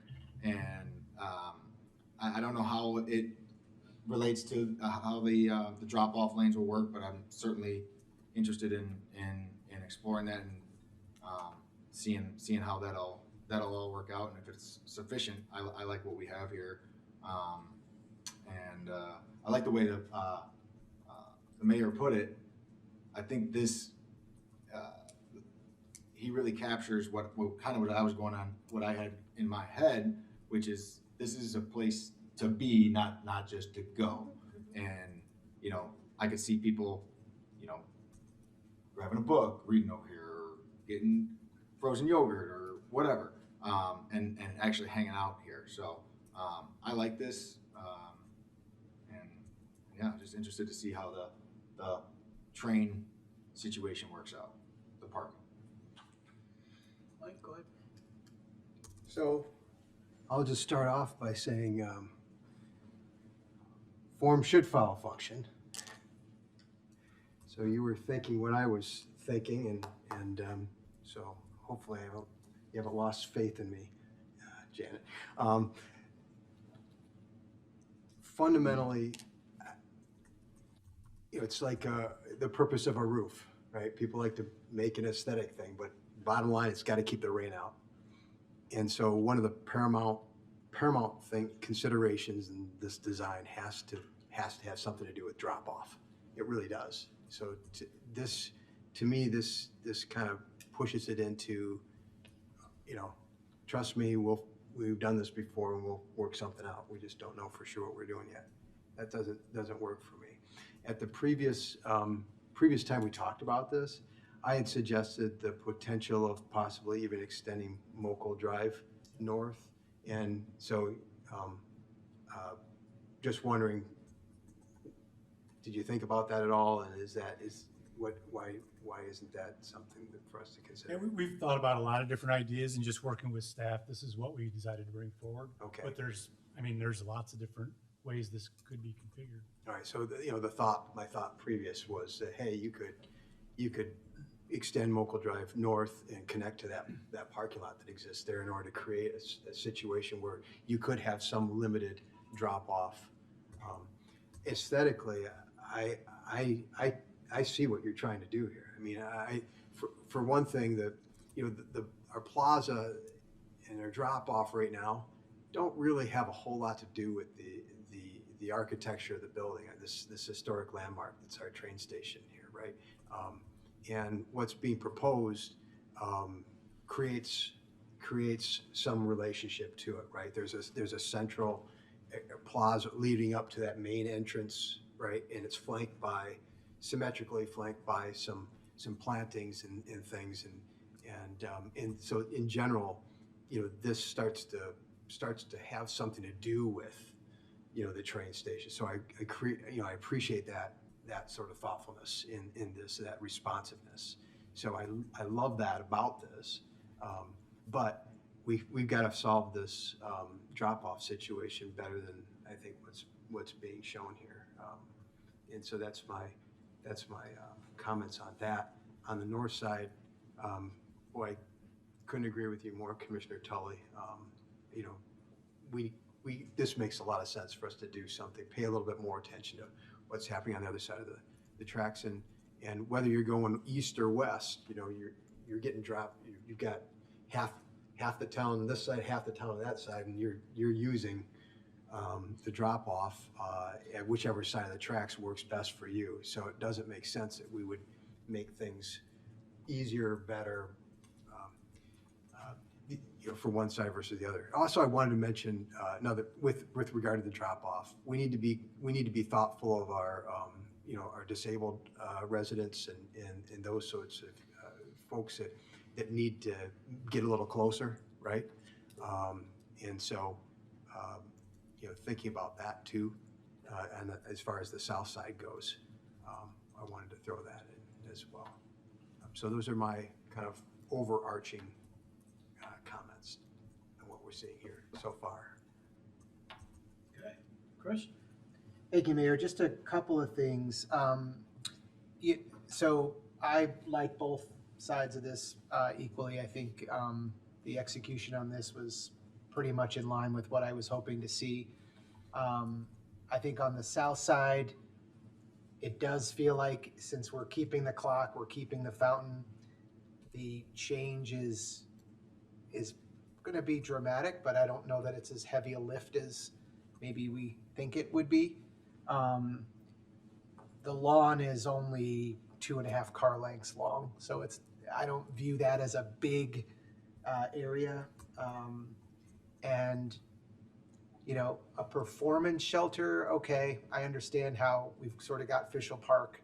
I guess I just viewed it maybe just a little different. I don't know that there's going to be performances there every week. I hope there will be in the summer, but to me, it looked like a great gathering space. So I love everything about that. In terms of the drop-off, Mike, I agree with you, although I think to Greg's point earlier, I don't know what the drop-off is now compared to what it was 2 years ago, compared to what it was 5 years ago. So I think the point about those who need to be closer is well taken. So, but I just think in general, I would hate to base this around that car drop-off, and then find out we've lost the opportunity to have a space that more folks can use because there are 50% less people actually using the drop-off lanes. So hard to quantify. Go ahead. I agree to disagree on that one. Okay, fair enough. I think Danny makes a great point, and something that I wrote down too was just both sides of these become what people from the train see is Downers Grove, right? So we've got this new beautiful building, some signage and an amazing rooftop over there, and then we're starting to bring it into this area. I think that's beyond what the use of it will be, a place to be. It's also a place to see. Like that, Mayor? And then I think, yeah, I guess I already mentioned, I feel like the south is a little bit less limited, but I love everything about this. I love the green lawn, and I do think this brings attention to that focal point, which is the train station. So those are my comments on this. And just because I didn't think about the north side, because I was busy talking about the south side, put me down for everything that Martin and Mike said on the north side. I think it's great. Good opportunity, and I hope we see it. One other thing, I'm sorry, I didn't see a lot of lighting in this. We just hadn't really gotten to that level Okay, of detail, okay. but I think a lot Yeah. of the things we've talked about with the other spaces would occur in these Great, spaces. thank you. How would we measure, does anybody have any, I'm talking the four of you I'm staring at right now. How would we measure the sort of existing demand, existing performance of fulfillment of that demand, the drop-off system, and what that looks like forward? And here's why I'm asking that question. I love green space. I've been talking about this place to be and not just a place to go. But I really also am pretty sensitive to this idea of future-proof, and I made that comment last week that kind of got bantered around a little bit, but the train is one of our biggest assets. We don't own it, and it's one of our biggest assets. And so I don't want to diminish. I want to transform these spaces, except for the north side shelter. We got to keep that. But other than that, I want to transform these spaces. That's a joke, guys. Okay. Let the minutes I've been trying to talk public works into backing over that thing for about 10 years. But I'd love to transform these spaces into something kind of like what's here. We have an update on that, actually. Public Works actually did back over? No, it's Public Works did not back into it, but. But they did remove it. They did remove it? Fantastic. Awesome. That was talk about a rabbit trail. I really like what's drawn here, and I agree with a lot of the sentiment about it, but I do want to hold some space for the idea that these three nodes are pretty important to our residents. They're pretty important to people that come to town in terms of their use as a transportation point. And so whether that's folks that are challenged in some way having easy access to that, or it's the PACE system, which is kind of a constantly moving target, or it's this idea of what does future-proof mean. What we know is if people just had their way, the idea of public transportation would become more and more important and more used. Now, it may or may not be where we land, but if you sort of just, people had their way today, we'd be wanting to do something along those lines. So all of that is to say, I like what's here, but I really want to understand how we're going to measure the performance of the drop-off and how we then gauge that against what's here in terms of are we losing a bunch of effectiveness in that sense? And I need to understand that, because if for instance, I think this is probably pretty decent, but if you said, hey, we could only handle half of the volume that we have at peak hours right now as a result of this, and I don't want any part of it. It's that kind of important to me. So This is an ongoing discussion across all these plans about trade-offs, and the unique thing about the function of this area is that it's really designed only for the peak usage, and that creates an interesting discussion about trade-offs, because it's the very nature of the function, right? It's a peak demand. It's only when trains are coming and going, and so Yeah, we can go on and sort of get some counts at different train times. That's actually going to be easy. The trade-off discussion is going to be, I think, the more interesting part because it is only for, well, not only for, it's primarily for peak demand, but it is also used at other times for other functions, but it's primarily for peak. We can start by measuring and counting some cars in those timeframes. Well, and then there's the historical perspective of we don't have the taxi presence that we did 20 years ago or the Grove Shuttle.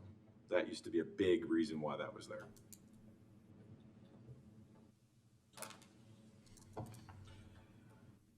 All right, it is 10:36. On this first piece of the presentation, do you guys have anything that you feel like we haven't given you some feedback on? No, I think that was a very thorough discussion. I think we have a lot to work with. We can work with Stan and staff and advance things from here. I'd like to continue this another time because we do have an executive session that we'd like to deal with tonight. We have a little bit of work we have to do there that's a little more time sensitive. And I'm afraid if we start into Fairview and we start into Rogers, it'll be Everything's great. much later. So, Okay. we want to give, if that's okay with you guys, that's what we'd like to do. No, that's great. Thank you. We have been, as part of this process, and I'd like to try and continue it, we have been entertaining additional comments from the public when we get sort of done with our part for these guiding DG discussions. So if anyone wants to give us some additional input that's, I don't know, different than the stuff from earlier, that would be good.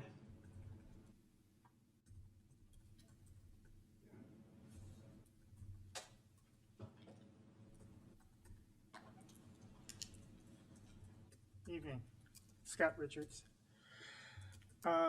I want somebody to fess up who just got back from France and fell in love with their streetscapes, because this had to come from somewhere. I'm not against improving downtown, but this is above and beyond. I don't know. I really don't understand the goal that you folks are seeing. I find it ironic that out of all the conversation that we've been having, there's never one mention of how this is going to impact traffic, which relies on Main Street to get back and forth through our community. That's our main drag in Downers Grove. And all I'm hearing is, it sounds like we either want a food court or a public park. That's our downtown. Now, so much of this just seems so unnecessary, absolutely unnecessary. We did talk about, we mentioned the parking spaces last count that I did last year, 23 parking spaces downtown were being wasted out with the restaurant use. But that's the last count. And I'm totally against all this area being given to the restaurants. Just recently, I mean, before they moved all that junk, just trying to walk downtown, I had to weave in and out between the darn tables and chairs, and I thought, wait a minute, I have a right to be on the darn sidewalk as anybody else. But the restaurants have really gotten comfortable about the spaces they've taken, more than I think they should take. You talk about public art. I'm an artist. I love art. But I don't think we have the room for art, unless you want to make a sculpture out of some of these darn chairs that we got down there. But I'll help with that. But it's just too much. You're trying to cram into downtown, and it's not that big. Compared to other towns I go to, our Main Street isn't as wide as so many other communities. And we're talking about all these things you want to put in there. I'd worry, I don't know. I mean, it's,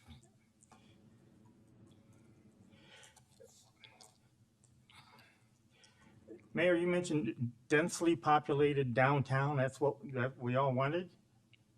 Who did and why? Why do we want downtown so full of stuff? You can't park. Everybody seems to be comfortable. We don't have enough parking downtown. You can talk to almost anybody here in town. That's the biggest complaint I ever hear about. Can't find a place to park. Well, if it were me, I'd go to the next town over instead of circling around the block 14 times. Is that really what the residents want? Is that what we want? Downtown so crowded and so full of stuff. The main drag, it's a drag for traffic. Hundreds of cars go through downtown daily, bumper to bumper. And the more you cram down there, I mean, it just seems like we're kind of losing the reality about what is Main Street for, besides to get traffic through downtown. We're having trouble hanging on to businesses downtown. I know of at least two that they didn't last long. They were, before you know it, they were packed up and gone. The only thing we're attracting anymore now seems to be taverns and bars. And the train station, that's an asset.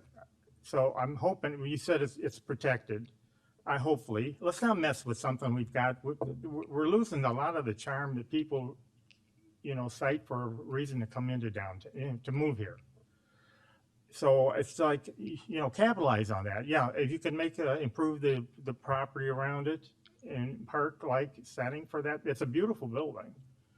It is used. I mean, in summertime, Fridays, a lot of us go over there for whatever band is playing at that time, on the west end of the train station. And you get a lot of people over there. We sit on the walls, and enjoy it.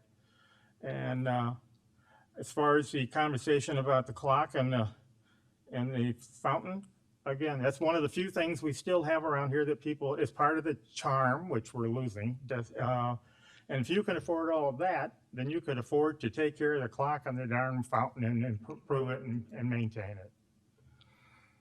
But I don't know. I personally, again, it's a personal opinion, but I think there's an awful lot of money going into an awful lot of fluff. Thank you.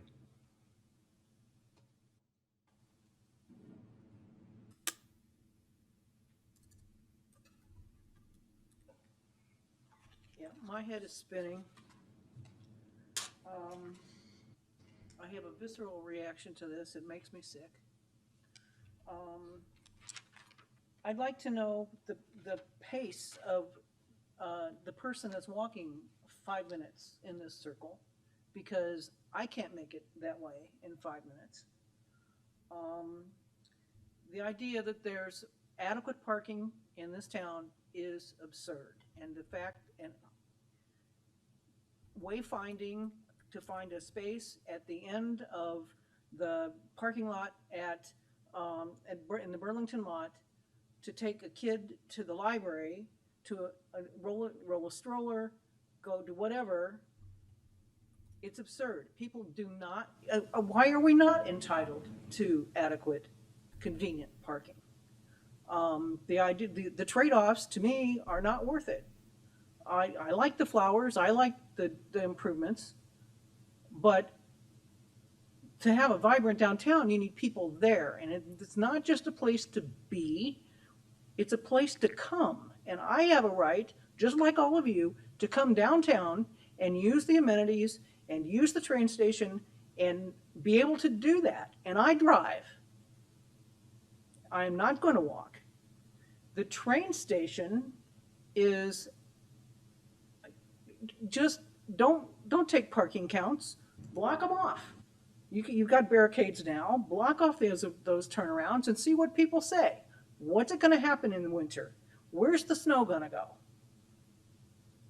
We have a right to have access to the train station that is maybe not completely parked all day, but between 6 to 8 in the morning when the rush hour is, and 4 to 6 in the afternoon, it is packed. And people come in and they go out, and it's a very convoluted and congested and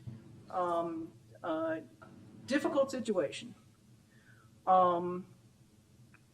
There are people who park there for the Egg Harbor, for ATI.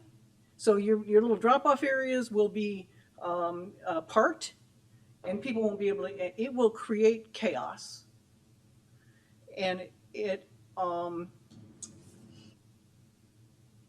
I've lost that thought, unfortunately, but the function of the building is for the train. Oh, here's the thought. We talked about not having a shuttle anymore. What about a shuttle? You want to talk about transportation that's more sustainable? Why not have a shuttle again? Where would that go? And it also is functions for the UPS drivers and others who park off the street to go in to make their deliveries. They park in that area. So take a look at what this is, how this is actually used. And as far as parking and creating this stuff without knowing what the effect is going to be on day-to-day lives is totally irresponsible. And you can block off your things and you can set it up. So the test run that Ms. Greco suggested makes a whole lot of sense. Then you'll know what people think. And so I guess I'm running out of steam, and there are probably a couple of more things that I wanted to say, but this is irresponsible. And again, those of us who don't live downtown or walk downtown have a right to come downtown and be accommodated. And you're not doing that. You're ignoring it. Nobody has ever suggested anything about where alternative parking is going to be, although that question has been raised. And this just is not acceptable to me. Thank you.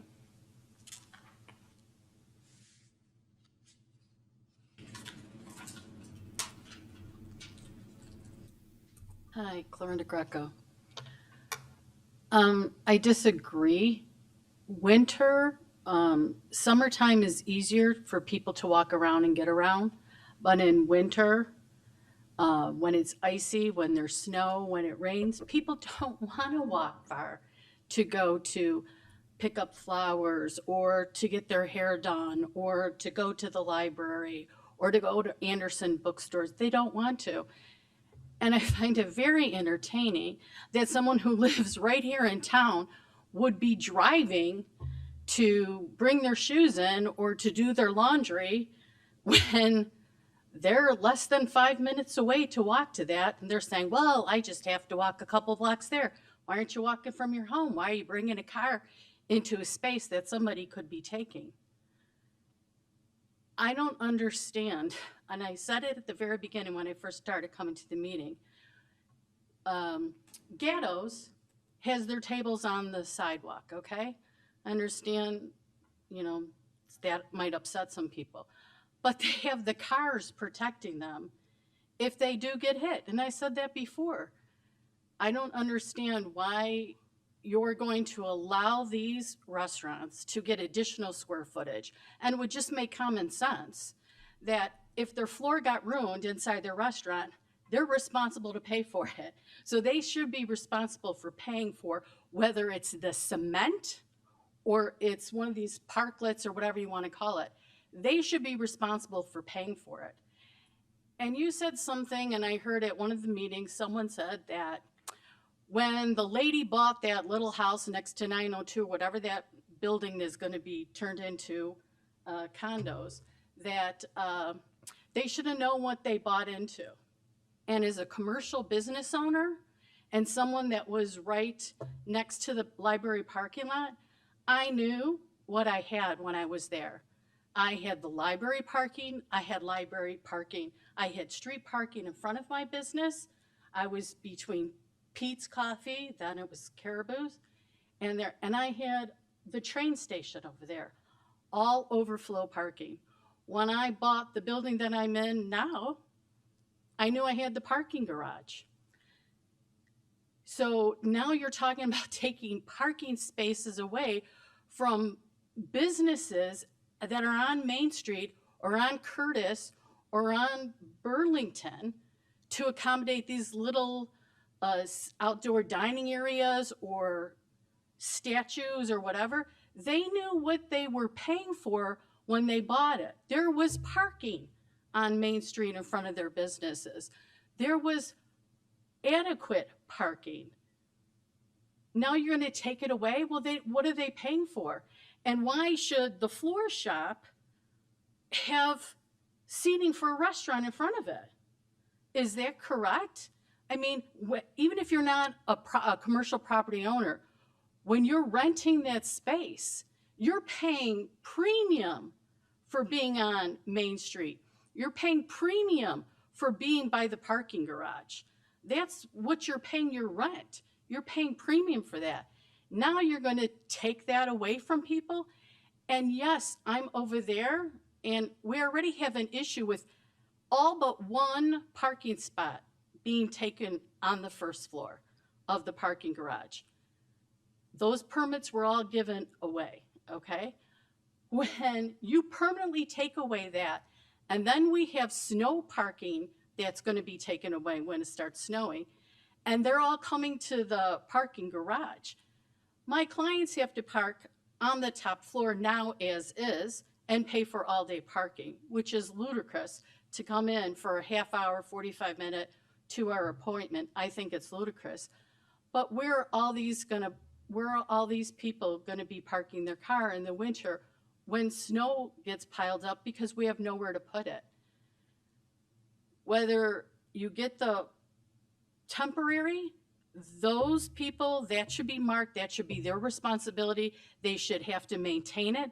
They should pay for our workers, the village workers, to bring them there. They should pay for storage, and they should be paying for taking those parking spots away. So whatever they're paying right now, they should be paying that plus a little bit more plus all this, just like you would for maintaining your condo when you have to pay an HOA. Now, if you're gonna put permanent sidewalk and expand it and let them dine on there, well, that should be a whole heck of a lot more money. A whole heck of a lot more money than what they're paying now. You're gonna have to do all that work, and that shouldn't just be on the restaurant. That should be an agreement you have with the commercial property owner in perpetuity, which I wasn't sure I would say that, forever. If you're gonna give them 3 parking spots over there, then that building should have to pay for that forever. Every year, they should have that fee taxed onto them. It is not fair to all the other businesses in town that they're getting all that additional square footage for nothing. Thank you.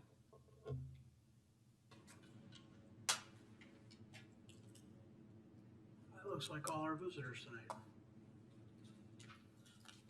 Greg, you have a motion? Mayor, I move to convene into closed session pursuant to Section 2C1 of the Illinois Open Meetings Act to consider the appointment, employment, compensation, discipline, performance, or dismissal of specific employees of the village. Second. All those in favor say aye. Aye. Opposed? Okay, we are adjourned for the evening for a public meeting. We will be reconvening in closed session in about 5 minutes, and our